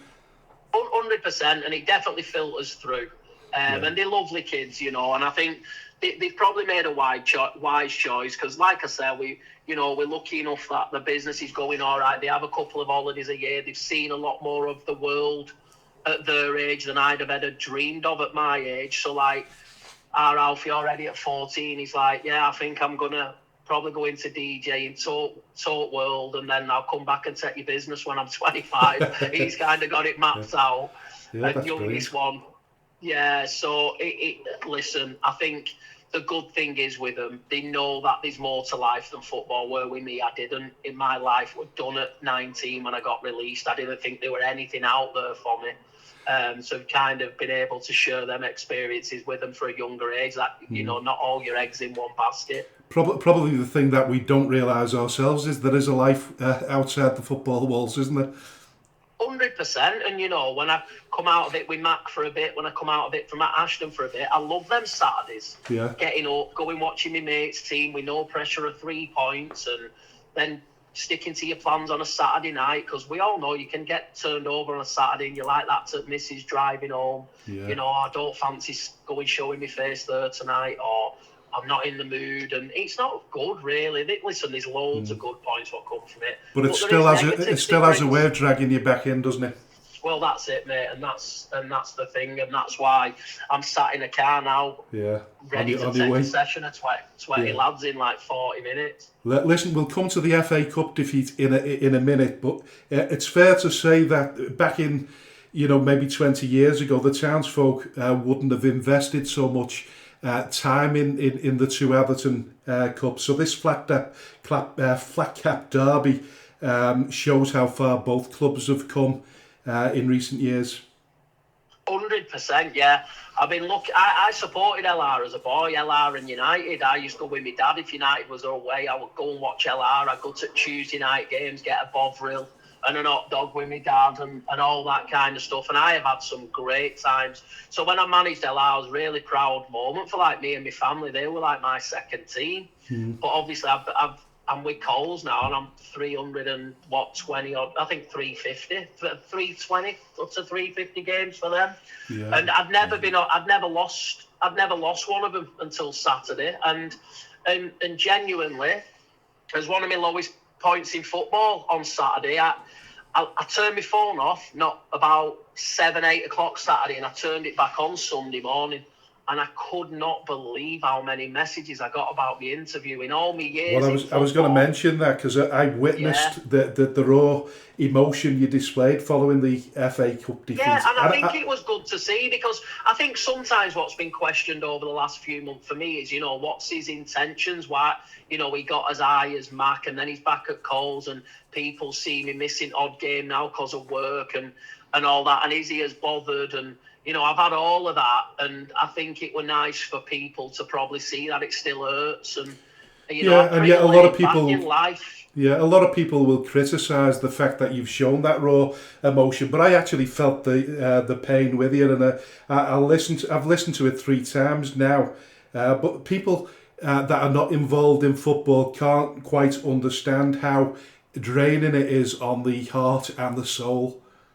And that's it, mate. And do you know what, right? So you come out of the dugout, you come out of the changing rooms at LR, and all the fans that are always before the dugouts, yeah? So I walked past that, I must have had old school mates, lads I've not seen for years from the town. So I've moved away from Atherton about a year ago. Not too far, but I just don't see everyone as often as I did. And I was making sure I said hi to anyone, didn't ignore anyone. I've got both of my lads, mates from schools, families, a few at like football mums and dads had come because they've been talking about it Saturday morning. And then for my team to represent me like that, it hurt. It hurt massively. And the issue that I had was I wasn't willing to accept that. And I had to watch it. I had to go in the clubhouse after, because I can't just leave and everyone think I'm humble when I win and I'm humble when I lose. And I made sure I went in there and I bought people a couple of beers and I apologised to who I needed to apologise to, and I showed my face and I made sure our lads did. And then we went back to our own clubhouse and we sat with our fans till 7:30 who felt the pain as well, because I made the lads do that. Which was good, because then by the time we all left there at 7:30, we'd already had the wrath of the fans, the chairman, and all of that. He's a lovely fella who doesn't say much, but it weren't good enough. No. And the thing is as well, I weren't willing to have the back on Saturday, because they'd had more prep for that game than ever. We trained around that game. They'd had video on that game, and I weren't willing to accept that there were any excuses. Well, you said you were made to look big time, and we're not big time. Well, you said you were shell shocked, and you described it as an absolute shambles. But have you actually shown anyone the door yet, or have you managed to give your head a little bit of a wobble? No, yeah. So I let 2 go pretty quickly, and then I've brought a couple in this week. So there's going to be no place in the squad Saturday for a couple of them, and they can just feel our pain. Do you know what I mean? I mean, like Saturday, or when they're going to have to tell the friends and family, oh, how come you're not in the squad, or whatever it is, they can say, because I didn't want to run last week. I didn't want to earn me money last week. And also, when you're a non-contract player, what else is going to come this weekend is some people are not going to pick up a wage. They need to feel it all. Yeah. Because it comes too easy to some people. And I think last week were poor, and it probably don't get any worse than that. Is it as simple as that, though, Michael? Because have they put the effort in, or did they just totally not put any effort in whatsoever, or has it just been a bad day at the office? So we've conceded like 3 goals from crosses into the box when we've got 4 lads in there 6 foot plus, and not one of their lads was. So that comes down to desire. And then some of our lads didn't want to run, they didn't want to block, they didn't want to tackle, they didn't want to compete for second balls. So they got told, and that was because some of them would have thought they was better than the LR players, which I still believe they are. But I've been an underdog, barring Macclesfield. I've been an underdog wherever I've been, and I thrive at that. So I knew what were coming our way Saturday. And in the team talk, we've done all our analysis in the week, but I spoke to the lads about my experience on the Wednesday. I took our Louis to Grimsby and I watched it all unfold in front of my eyes. And I said, we can't be Man United today because the gap from United to Grimsby is huge. The gap to LR and Coles is tiny. So they can't outwork us because that's what we built on. And we spoke about how physically bigger and stronger we just looked on the pitch in the warm-up. We hardly had a lad under 6 foot, and they out-battled us, they outran us, and we got what we deserved. And that's why I shook every LR's player's hand, and I told the management how well they'd done, and I didn't want to take anything away from them, but we was absolutely dire. Yeah, listen, Davey does a really good job there. He's got a very well-drilled team, and to be beaten by them because, like you say, that a division below would have been a huge disappointment. But just briefly, because you mentioned, I know you're a big Manchester United fan there.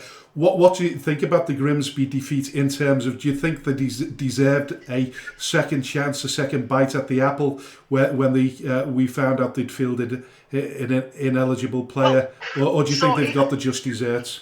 No, I think Grimsby 1,000,000% deserved to go through, and I think if United would have got it turned around, it'd have been a shambles. However, if that was in non-league, you're getting done for it. If that was any other team in FA Cup, you're going through, aren't you? So I think that's the Man United treatment there. They probably should. Whether he come on, he didn't. It's an admin error, and it were only 2 years ago that I was 2 minutes into my first league game for Ashton, and our secretaries come up to me and said, we've already lost this game. I've not signed 2 lads on properly.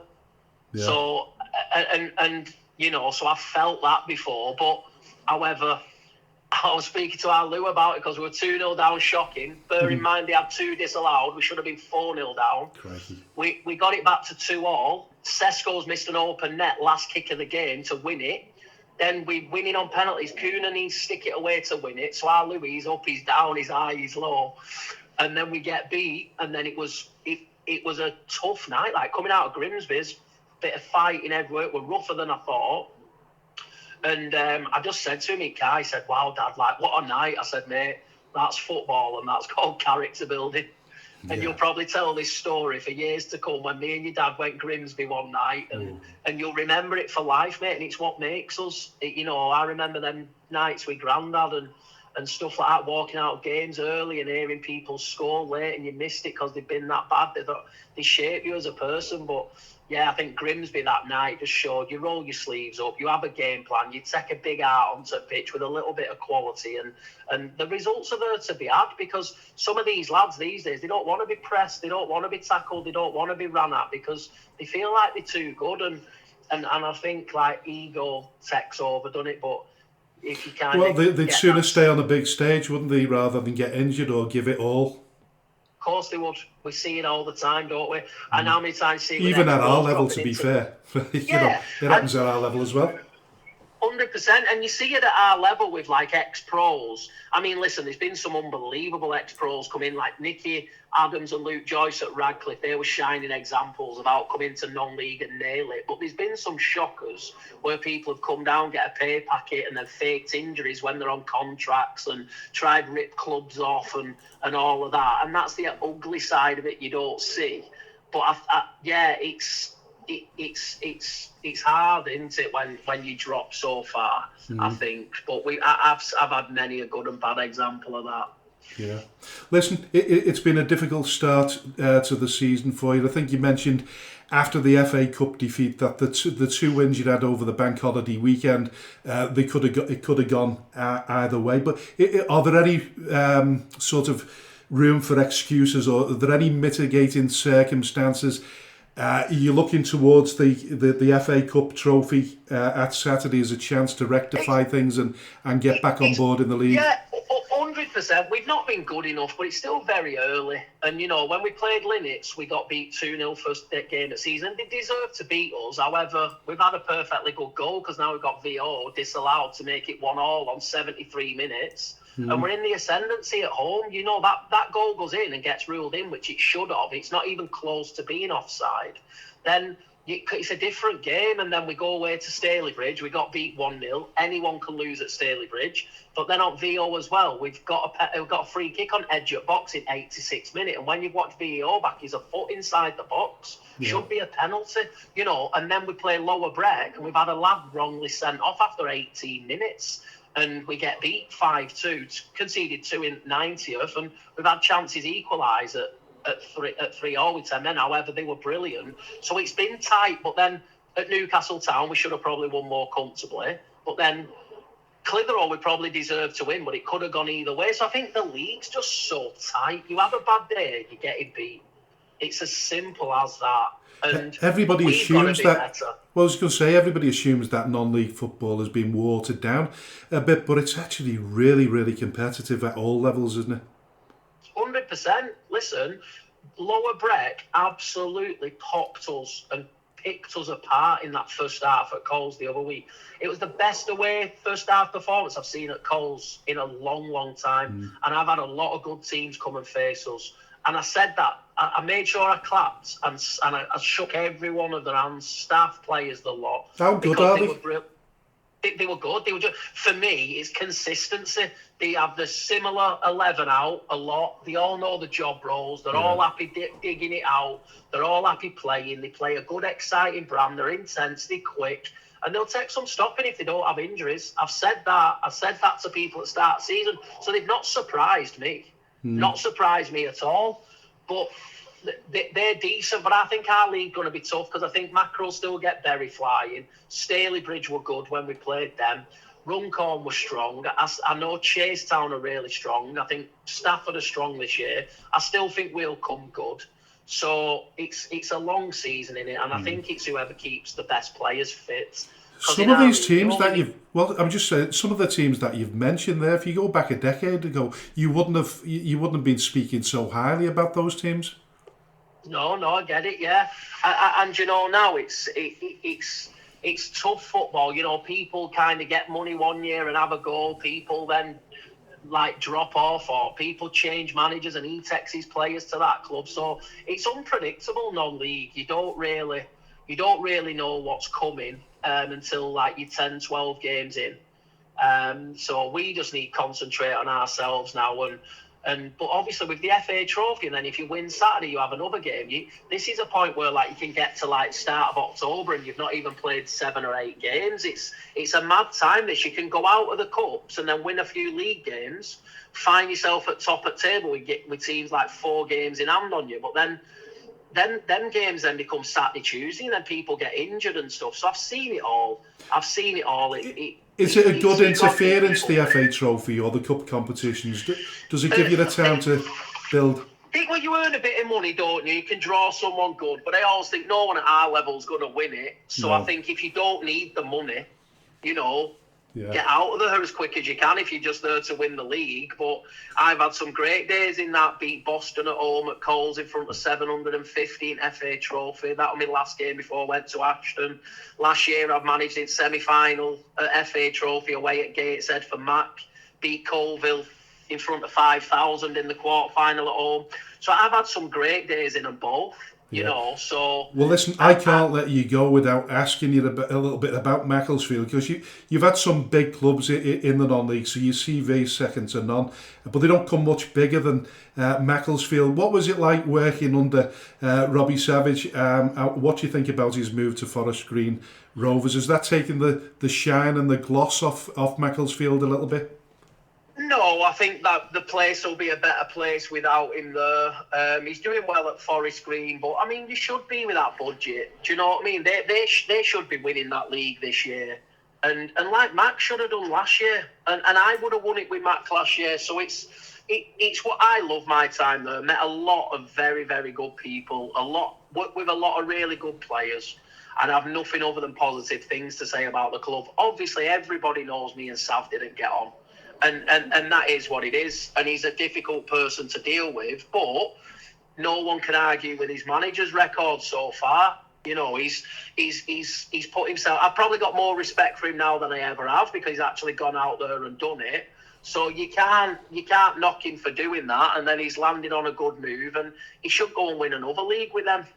He's certainly shocked his ex-chairman, hasn't he? Though moving away from Macclesfield, I don't think he was expecting it. Yeah, it's not his ex-chairman, it's his best friend. Do you know what I mean? There's a difference, isn't there? And that's where I think just some people are different in life. I won't think I could do that to my best mate, but I think sports ruthless. There's a lot of selfish people in one, and I think he's been very selfish in what he's done, you know, but the proof's in the pudding. He's now top at conference, flying, playing attacking brand of football. So at the same time, if he's wanted better himself, he has done, and fair play to him. Yeah. Listen, final question. Because we've hit on it before, football definitely lives sort of rent-free in both of our heads. But how does Michael Clegg relax away from football? Just try to be a good dad, really, and just give everything to my kids and work. Work's going well at the moment, so we have like a window cleaning business, which is national, which incorporates like abseiling and all that, and then we have like a rope access maintenance firm where we like fit glass, do new ceiling jobs, and work on things like, you know, your big Primarks, Manchester Arndale, Centre Parks, all of that. So that takes up a lot of my time. But for me, I think people know, because I'm pretty active on social media, I just love getting away in the sun at any opportunity whenever I can, and just I think we noticed that on Granada Reports, didn't we? You were quite glowing. That was the light. There's no way I'm that bad. I've been stitched up there. I didn't know whether it was. I didn't know whether it was the sun or it was the reflection off Davy's definitely head. Not my colour. No. Someone commented saying, "Have you been on holiday to Chernobyl?" That would be personal favourite. Yeah. But no, I enjoy getting away. I got a really good group of mates, so like I still enjoy going watching football where I can try and set me emotional attachment. I enjoy watching my boys play and just doing things like a normal lad would do, really. But yeah, I've enjoyed getting away. But I've actually this year, the last 12 weeks, I've been on a bit of a fitness regime. So I've been in the gym every day and all that. So I'm quite enjoying that at the moment. But I change my mind on things like that quite often. But this time I've stuck to it a bit longer than normal. Listen, I could speak to you forever about football. You're quite a fascinating character, like I said at the top of the show. I appreciate your kind words. I really, really do. Yeah, listen, best of luck on Saturday at Silsden. Thank you. And best of luck for the rest of the season. Thanks for coming on the show. Much. You're welcome. No problem at all. Thank you very much. Take care. Cheers, mate. I'll see you later. See you later. Bye now. A heartfelt shout out to all the businesses supporting Skelmersdale United Football Club, especially T&W Garners and Pedro de Seda Enterprises. Thank you to everyone who donates to the club, supports our race nights, raffles, lottery bonus ball scheme and the weekly draw in conjunction with NYCBA. A special thanks to those who organise such fundraising events, with a particular mention for the incredible Lee Davis and Rowena Hughes. To everyone who stands by us both on and off the pitch, we are truly grateful. If you wish to sponsor the show, please contact me at chairman.skemutdfc@gmail.com or alternatively call me on 077 66054 548. All proceeds will go to Skelmersdale United Football Club. Thank you for your unwavering support. Hello and welcome to the third and final part of the Speaking Frankly football show, and an absolutely fascinating interview with Michael Clegg there that sort of sums up the passion and the frustration of football. Have I said something wrong? No, not at all. But the viewers will already have listened to that and know full well that it was just you and him.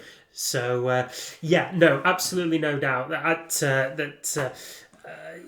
Should we explain ourselves? We should. So there was a little bit of miscommunication between AJ and I, which meant that we thought we were starting at 5:30, and we ended up starting recording at 8:00. We did. Now, by the time we get finished, we'll both be Cinderella. We will be running away from the ball. But moreover, it meant, unfortunately, that I missed the interview with Michael Clegg. But I know what a passionate manager he is. I know how much he feels. You're being Atherton Collieries manager. He's a local lad. It's in his blood. But after the interview that he gave in club after the loss to LR, it was wonderful to see how many of his fans backed him to make the right moves going forward. They clearly trust in him. They clearly want things to change, but they don't want him to change or to leave. And I think having a stable fan base behind you is one of the most vital things that a manager can have. Well, he said that the Atherton fans are the most forgiving supporters in the country, and they've always been like that. But they deserve honesty. Certainly do. That was the key words from him, is that they deserve a little bit of honesty from the manager, whether he's got it right or wrong, or it's the players. It's not particularly seen as throwing players under the bus. Sometimes you need to tell them as it is, and sometimes the supporters need an explanation, not just from the managers but the players as well. Yeah, I think so it's quite refreshing, but it does pose that question, like I've said before, in terms of your mental health. As anybody involved in the the cutthroat nature of any football club, whether it be non-league or right at the top of the Premier League, it has a huge impact on your mental health. Massively, yeah. As you say, being a chairman or being a manager, it can be a very, very lonely place. And you've talked before quite candidly about how the existence of Skelmersdale United and the future of it is causing you sleepless nights, really. And it wouldn't surprise me if there are managers, chairmen, players up and down the country who are, suffering the same kind of existential difficulty, because of the responsibilities and the pressures that being involved in this sport, can take. And that's not even accounting for referees or players that have made a howl. Yeah, we don't really mention referees in terms of their mental health. No, we're very quick to judge them based on their decision making and their performances, but we never really see how that impacts them off the pitch. So if you are an amateur referee or a non-league referee and you want to come on the show, please message us in. Particularly if you've struggled with your mental health. Yeah. Please post your message to us, signing it. We really don't hate referees at the Speaking Frankly Football Show. Dalton Skelmersdale. Listen, they'll all be coming to burn me house down. Listen, anyway, moving on to the fixtures for the weekend, and we're predominantly talking about the North West Counties and Liverpool County Premier League. Yep. So we'll try and go through these as quick as we possibly can, because it's been a long show.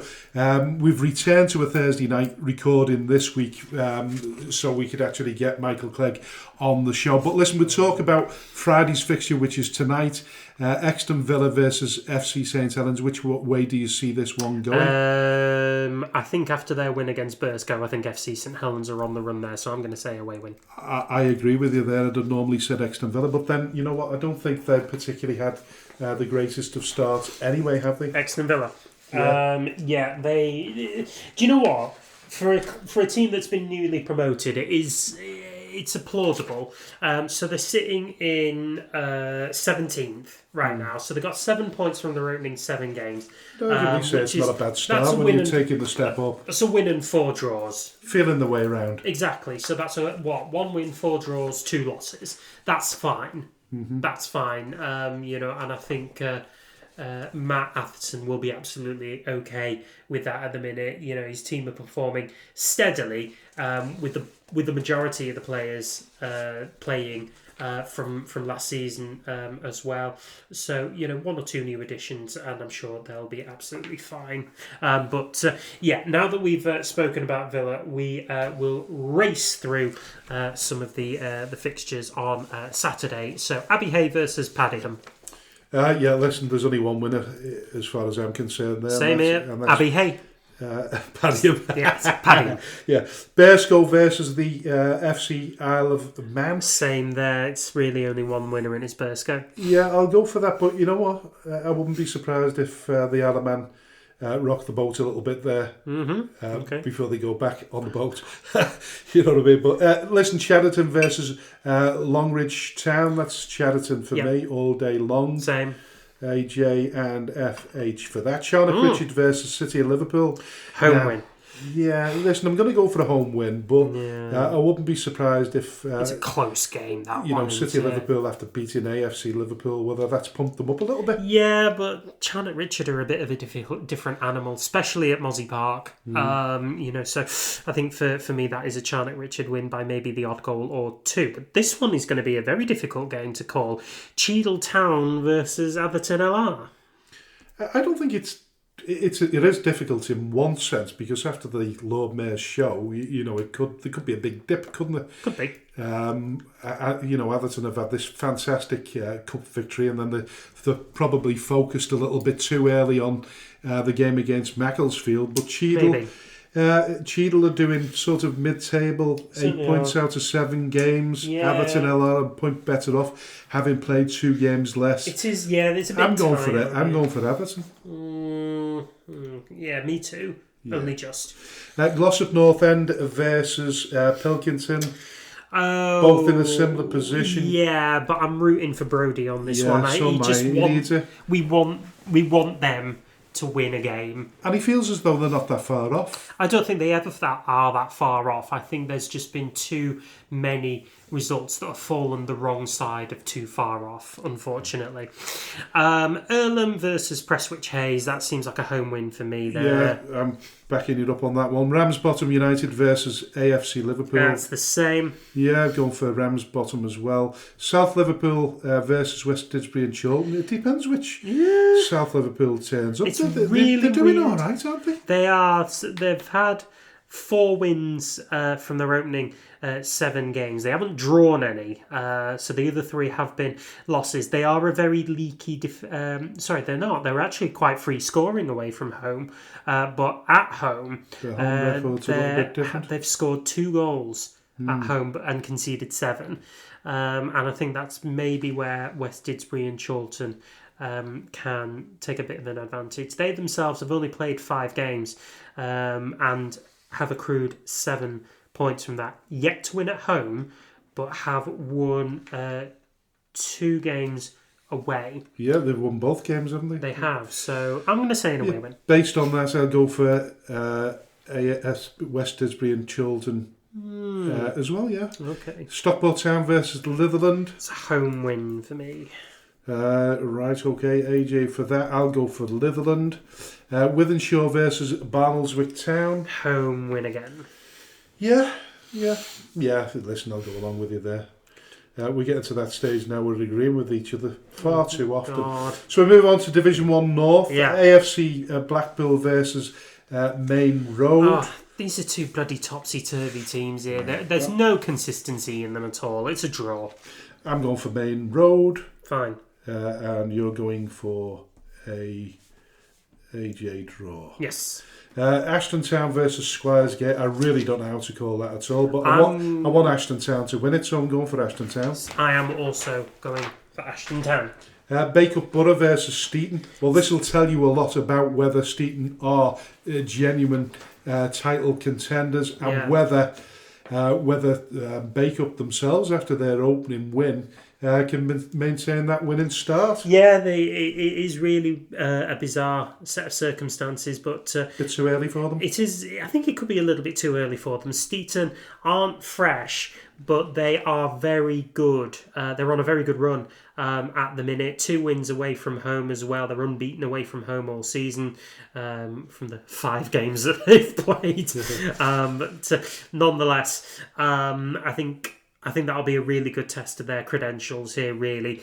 I don't know whether I expect them to win that one, though. So I am going to say a draw, particularly as the Bryan Boys Westview Stadium is a particularly hazardous place to go for any team at the best of times. You originally said it was going to be a Steeton win. Now you've changed your mind to a draw? No, I don't think I ever said that Steeton I was going thought you to did. win. I thought you backed me up on that one. So you're going for a draw? I am going for a draw.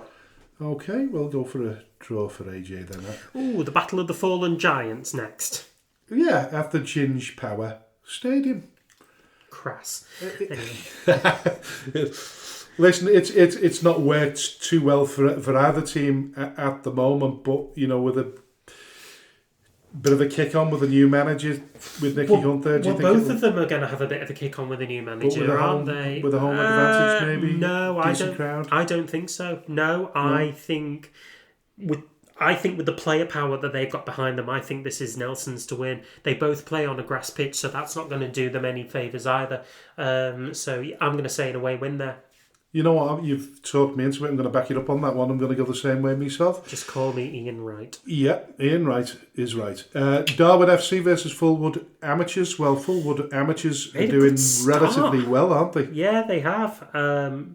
They have. They've had a really strong start to the season. Very positive from their opening half a dozen games or so. 8 points accrued, which is 2 wins and 2 draws.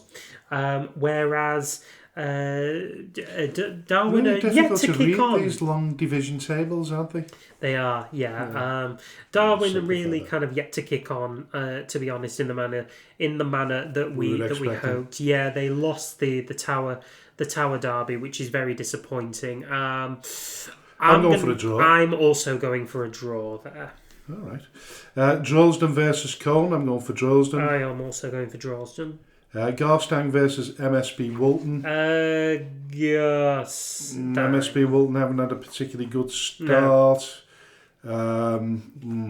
I'm going for Garstang at home. Stop agreeing with me. That's the 4th fixture in a row. Yeah, it's unbelievable, isn't it? But yes. Holker Old Boys versus Ashton Athletic. Always feel as though Holker are better at home than they are away. Ashton not particularly having it their way either. 3 points out of a possible 12, so I'm going for Holker. Yeah. Very difficult not to. It is. And then Thornton Clevelands versus McGull. So, I mean, that's got to be a win, McGull. really. I'm hoping it's going to be McGull anyway. Backing our buddies over the M58 there. Yeah, definitely. Moving on to Division 1 South. Yes. Allscott Heath versus Alsager. Away win. You reckon? I'm just no. Yeah, I do. It's a draw. It's going to be a draw for me. A draw? Yeah, listen, I'm going to go for a draw as well. Copying off you again there. But Camellards versus Telford Town. I'm going for Telford Town. So am I. Yeah, Cheadle Heath Nomads versus Market Drayton. I want Market Drayton to win. So do I. So I'm going for them. It's a difficult one against the Nomads, though, so I am going to say a draw on this one.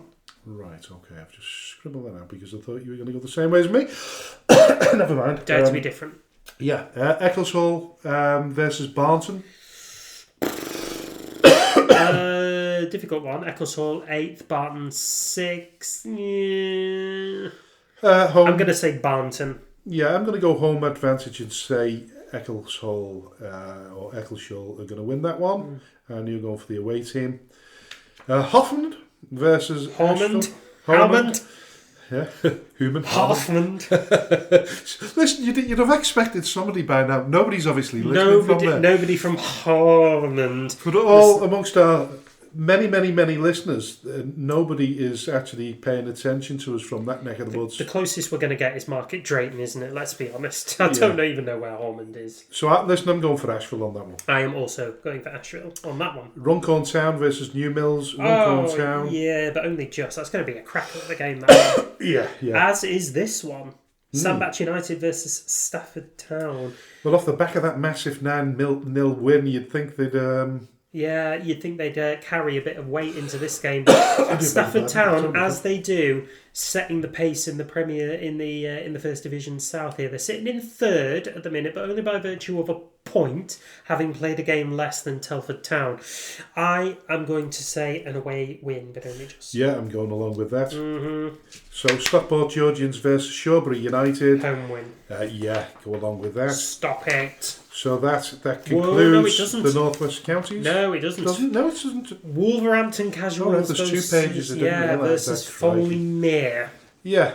Well, it's the Casuals, not the. I know you have to be careful. You don't get mixed up with the 2 here. Yeah, but Foley Mere are doing all right, so I'm going to go for Foley Mere. I'm going to go for Wolverhampton Casuals because occasionally they do extremely well. Yeah. So are we going to look at next week's fixtures as well? But if we do briefly, we won't really. Are we going to give predictions on it or not? Yeah, there's a couple that I want to point out. Atherton LR versus Chadderton. That's an interesting one. That's a really good game, that one. Atherton, home advantage counts for an awful lot, where Chadderton, as long as they've got Lewis Simon Byrne, they could do near enough anything on any given day. And I think this is probably the biggest test to Atherton LR's renowned defensive structure. So I am going to say Atherton LR, but only just. I'm going to go for a draw. Yeah. Any more interesting ones out of that? City of Liverpool versus Earlham. Can't see City of Liverpool beating Earlham, so I'm going to go for Earlham. Fine. I also will be going for Earlham there. It's a really difficult one for Richard Brodie. Crikey. At a time he doesn't really want that kind of game. Yeah, he's travelling up to the to East Lancashire, to the Ruby Civil Arena, where his side face unbeaten Padiham. You can only really see that going one way, unfortunately. Yeah, I'm afraid to say the same thing myself. And please do forgive me, Richard. Yeah. I really, really do hope you win that. So do we. But I think the best you could probably achieve is a draw there, based on past. Yeah. The history in the season so far. But listen, best of luck. If you kick on from, you have a really good result against Pilkington at the weekend, then it might set you up really nice and give you a bit of confidence for that game. 100%. Yeah. So looking at any of the others, fixtures there. Only other one that I want to look at is Exton Villa versus Burscough. So Exton Villa, a steady start but not spectacular. Whereas Burscough, Dave Dempsey's team are just kind of flying at the minute, really. They had that bit of a stinker against South Liverpool. FC St. FC St. Helens, but otherwise, I wonder whether they will kind of get back to winning ways here against Villa. It's a very difficult ground to go. I don't think they will. Particularly on a cold Tuesday night. So can they do it on a cold Tuesday night in Exton? That is the question. Exton play extremely well at home. It's a lovely surface as well. It's a brand new 3G pitch, isn't it? Ooh. You know what I mean? So paid for by the students. Yeah. So I think I'm going for Exton Villa on that one to shock Burscough. I'm going to go for a draw because I think it's going to be 2 really good attacking teams there. We know obviously about Burscough. They Christian Makoko, who played extremely well recently. He's on a bit of a hot streak. They've always in danger I've watched him a few times. He's a spectacular talent. He is, and they've also got Callum Laird, who we know on his day can be a goal scorer from a different planet. But don't write off Exton Villa by any stretch. They've got some good attacking fullbacks. Jack Wires, Roebuck, Torres, Havoc. When we visited the Jim Fowler Memorial Ground last season, and their top scorer at the minute, Raj Singh, scoring goals for fun. So it could be a draw for me. Yeah, listen, just moving on to Division 1 South. There's no games in Division 1 North on the Tuesday, but the only one I can pick out of that really is Alsager Town versus Stafford, and I think Stafford are going to win that myself. So do I. Apart from that, Market Drayton at home to Wolverhampton Casuals. I see Market Drayton winning that one. Yeah, so do I. I think that'll be a good one for Dan Dawson to get a win there. We're not going to mention Wednesday because we'll be back to recording next Wednesday. Yes, so. we will. So that can we can drag that over Wednesday's show. Yeah, we certainly will. So that does conclude the fixtures in the Northwest Counties, which moves us swiftly on to Skelmersdale United Football Club. Yes. As we reported in last week's show after our 7-2 victory over FC King Harry. King Harry decided that they were no longer, they decided to withdraw from their throne. What's the word for it? Abdicate. They decided to abdicate, and they decided to abdicate, and as a direct result of that, we lost our 3 points. So we've only our 5-goal difference, which would have put us to +4, which is the third healthiest in the division. But never mind. And oddly, I'm going to look very, very quickly at the league table. I printed it off somewhere, and I know it's stupid, really, because I can't find it now. Where is it? Oh, there it is, yeah. Have you got two of them? No. Right, so I was looking at it, and there's a lot of games that are played, 3 games at this stage. The Grenadier, who are top of the league, alongside Joey Oars, who also beat us in our opening game. So they're looking good at the top at the moment. Yeah. Sefton Athletic, who we play on Saturday, are unbeaten and have got 6 points. They've only played 2 games. They have, but they've had a really good start. They battered Halewood Apollo 5-0 in their first game, and they followed that up with an impressive 3-1 win against MSB Woolton Reserves to put them into a grand setup coming into this game. Interestingly, when you're looking at the league, you look at it there, and we played 1 game, and the 2 teams directly below us, River Football Club and MSB Woolton Reserves, they played 3 games and 2 games respectively, and they're below us. Sounds good. And we played only 1 game, so that sounds good. Above us, which is quite disconcerting, really, is the fact that the newly abdicated team FC King Harry are still in the league table just above us. I don't know how that works. I don't know how that worked out at all, because we battered them 7-2, but hey ho. Fine. Yeah, fine. It is what it is. So we know what our fixture is. Our opening game at the Marine Travel Arena. We're really, really looking forward to it. It's a 3:00 kick-off. Going to just go run through some of the other fixtures at the weekend. Yeah. So starting off on Friday tonight, the Grenadier are playing Daysbrook. Now, Daysbrook, they've got 3 points out of 3 games. No, they're not. Whoa, hold up. That game's been postponed. Has it been postponed? Oh, this is the problem with this, isn't it? You can't see what's been postponed. Yeah, send a notice of me. So that's been postponed. We've got River Football Club versus MSB Woolton. So the bottom of the table battle at the Geoffrey Humble Leisure United Stadium. That's a 1:10 kick-off. And to be perfectly honest with you, a draw would suit us here, wouldn't it? It would keep us off the bottom of the table if anything goes wrong against Sefton. So what are we going to predict here? Because we can predict this one, can't we? We are going to predict. Oh my God! Yeah, for the first time ever. It's like predicting whether a black hole's going to open up. We just know nothing at this point in time. No. For me, River have had a difficult opening couple of fixtures. They played Nalgau on August the 16th. That is never a particularly nice place to go. And then they followed that up with a home game against Daysbrook, which again they only narrowly lost by 2 goals to 1. And then they were the other team that lost to Joey Oars, again by 2 goals to 1. So they've been just on the other side of 1 goal defeats, whereas MSB Woolton Reserves have, they lost to Sefton Athletic 3-1. They lost to Waterloo Dock 4-2. Well, they actually beat FC King Harry 2-1. On their opening game of the season. Oh, so, that's interesting. So they lost to 3 points from that as well. I'm going for a draw anyway. I'm going to go for River Football Club. Okie doke. Yeah. Joey Orzes versus Granby Toxteth Athletic. Yeah. I think just based on the way that they're doing at the moment. Yeah, it's Joey Oars. I'm going for it? Joey Oars. I think they could be, between them and Nalgo, I think they could be a serious contender against us. Oh, well, listen, I'd take nothing for granted. I think Sefton Athletic is going to be a really tough game, but as we can see there, the Grenadier as well at the top. But yeah, I'm going for Joey Oars. You're going for Joey Oars as well? Yeah, I am.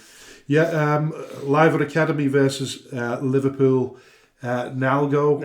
They've only got 1 point. Liver Academy, yeah. Well, I'm going to go for Nalgo. They lost to the Grenadier a couple of weeks ago, and then before that they drew with Halewood Apollo, so you'd be more inclined to say Nalgo on that day, wouldn't you? And then Daysbrook FC are hosting Halewood Apollo, so Halewood drew with Waterloo Dock on game number 1, and then they were beaten by Sefton Athletic. I'm going for a Halewood Apollo victory here, because I was told at the very before the beginning of the season that they would possibly be one of the teams competing at the top. So I'm going to go for Halewood. I'm going to go draw. AJ goes for the draw. So that concludes the fixtures. Apart from no, it doesn't, does it? Tell a lie. Waterloo Dock are at home to East Villa Rail. Yeah, I'm going for Waterloo Dock.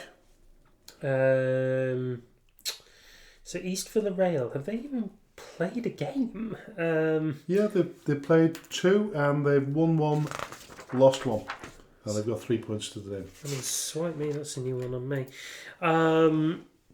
Sure. I'm going to say Waterloo Dock. Yeah, I think they could be one of the surprise packages, because over the years, Waterloo Dock have been a really, really good, consistent football club. So yeah, I can see them being one of the teams that are going to shock a little bit. But now, what about us? Well, first of all, obviously, with having no game on Saturday, we decided to take up the offer of a friendly at Newborough Sports Club. Yeah. We were losing 2-0, managed to get it back to 2-2. To be fair, and I'm being honest and fair, there was a stage where maybe tactically we got things a little bit wrong, and Newborough could have took more advantage of that. I think the change of shape and the substitutions that were made helped us get back to a draw. We shouldn't be... No disrespect to Newborough, but we should be winning those kind of games. And I think, if Nick was sitting here talking to us now, he would agree with us. It wasn't the greatest of results, but then arguably, you're tinkering around a little bit. You've got 1 or 2. Not so much trialists, but players that have not featured a lot. You're giving them an opportunity to shine, and maybe they didn't. Then you end up with 1 or 2 injuries and players unavailable for various reasons. Yeah, have we got a sort of relatively fit squad to choose from this Well, weekend? I would normally be at training tonight. Sorry. I think but I would normally be at training tonight. On Tuesday, Eve was busy looking after 1 or 2 of the players. I think we'll be okay. I think we're relatively half decent in terms of fitness. Biggest problem was Barney. Barney's got problems with his hip and his groin, so he was getting sort of attention from the physio as well. And I believe today he's gone in for a scan to see what damage he's done. And then on top of that, Nick Matthews has sprained his ankle. Oh, for God's sake! I know, so you couldn't write it. The Crocs are the management team at the moment. My God, that's fine. They'll just have to keep Sat Town for this and let Neve and Josh do the orchestrating from the technical area. I think what we do know is that what we felt for a couple of weeks now is that there is some shape in that squad, some and better unity, isn't there? There's a bit of there's a few of the players that we've retained from Tommy's day, and they're shining a little bit as well. Joe Turner's doing exceptionally well. Joe Turner on the right. Henry Singleton is doing really well. Toby Taylor. Zach, they're doing really well, these players. So mixed up with the likes of Duan and Jack. And Ray. There's the experience. There's a bit of experience mixed intermingled with it there. So brilliant. The hope is that we can put our first points on the scoreboard again. Listen, the one thing we know about Sefton Athletic, if we beat them, I don't think they're going to abdicate. No, I don't.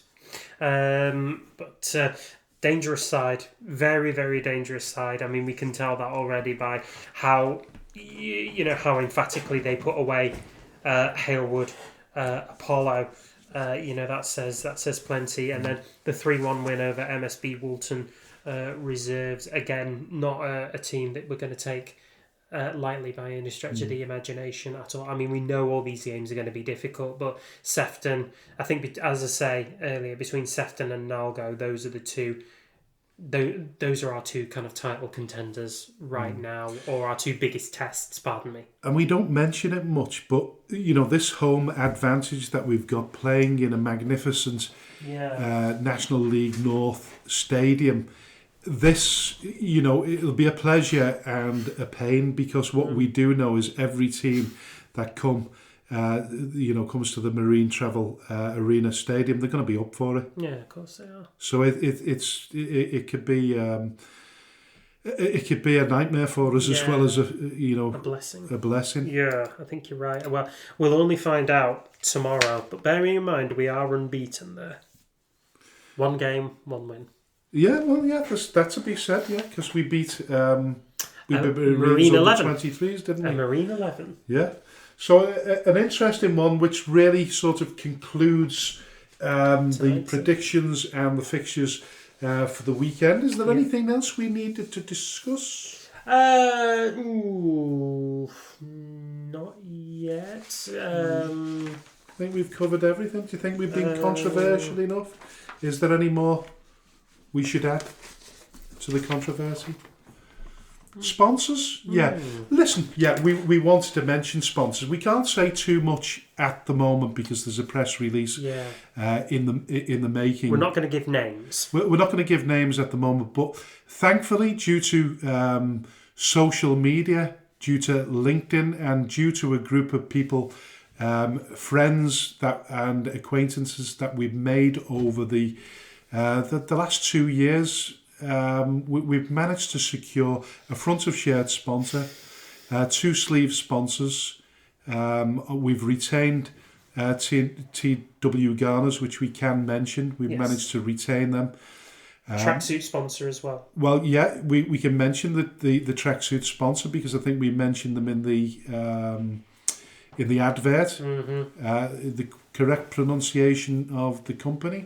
Bear with me. They are a pharmaceutical company, and I'll just get the name up for you now. Yeah. Because I can't mention it massively off the top of my head. It is. And there's a pregnant pause. Piedra de Seda Enterprises Limited. Yeah. And listen, a great friend of the football club and former chairman of Bury, Marcel Dematas. Dematas has kindly agreed to become the tracksuit sponsor, and we're very, very privileged and honoured to have him on board. Very grateful as well. One of your friends as well. I think we can mention Joe. We can mention Joe. Joe will be at the game on Saturday. So Joe runs a company called AdSpark, and he's very graciously agreed to come on board as our sleeve sponsor as well. So again, very, very grateful to Joe for his time and his investment into the club. He's coming to the game against Sefton, where we hope to put on a show for him. And you want to mention the newest of sponsors that we can mention? Yeah. So the other sleeve sponsor is and tracksuit polo shirts and polo shirts as well. Yeah, they're covering both in that area. Is us. And I know that seems a little bit anticlimactic, but the Speaking Frankly Football Show is now sponsoring Skelmersdale United Football Club. I'm very proud to be doing so. Very proud to be doing so, absolutely. As you know, since the day that we started recording this podcast, we have used the podcast as a bit of a vehicle for all things Skelmersdale United, and it has reached a lot of fans in wider areas and made more friends for us than we could have possibly thought was viable. What we've now decided to do is just gauge some awareness for the club on the pitch as well by earmarking the logo, the podcast logo, on the sleeve of the shirts and the polo shirts. So you'll be seeing the emblazoned orange with the football in there on the sleeve if you look hard enough. Are you a little bit excited? Of course I am. Yeah. Sponsoring a football team. Yeah.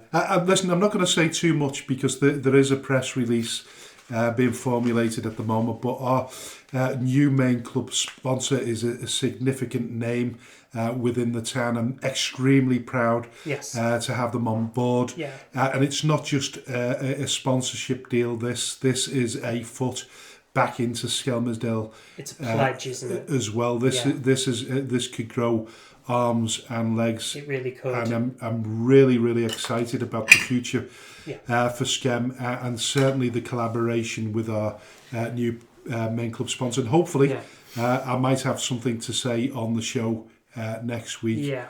So listen, it's all very good, particularly after the dark moments of a couple of weeks ago when we were getting a fair amount of criticism from some keyboard warriors that were suggesting that we need to concentrate on off-the-field matters like we never have done before. Well, yeah. But shame on you. Yeah, and it's come back to kind of bite you on the backside, really, hasn't it? And that's the thing that I've learned, really, is that no matter how much good news that you can find to offer people, they will always, always look at the bad news and focus on that as the stick to beat you with. Whereas we can say at this point that we've managed to retain a sponsor, been a sponsor ourselves, and found 3 very good external sponsors who have come on board to help steady the Skelmersdale United ship. So we are not going out of business anytime soon.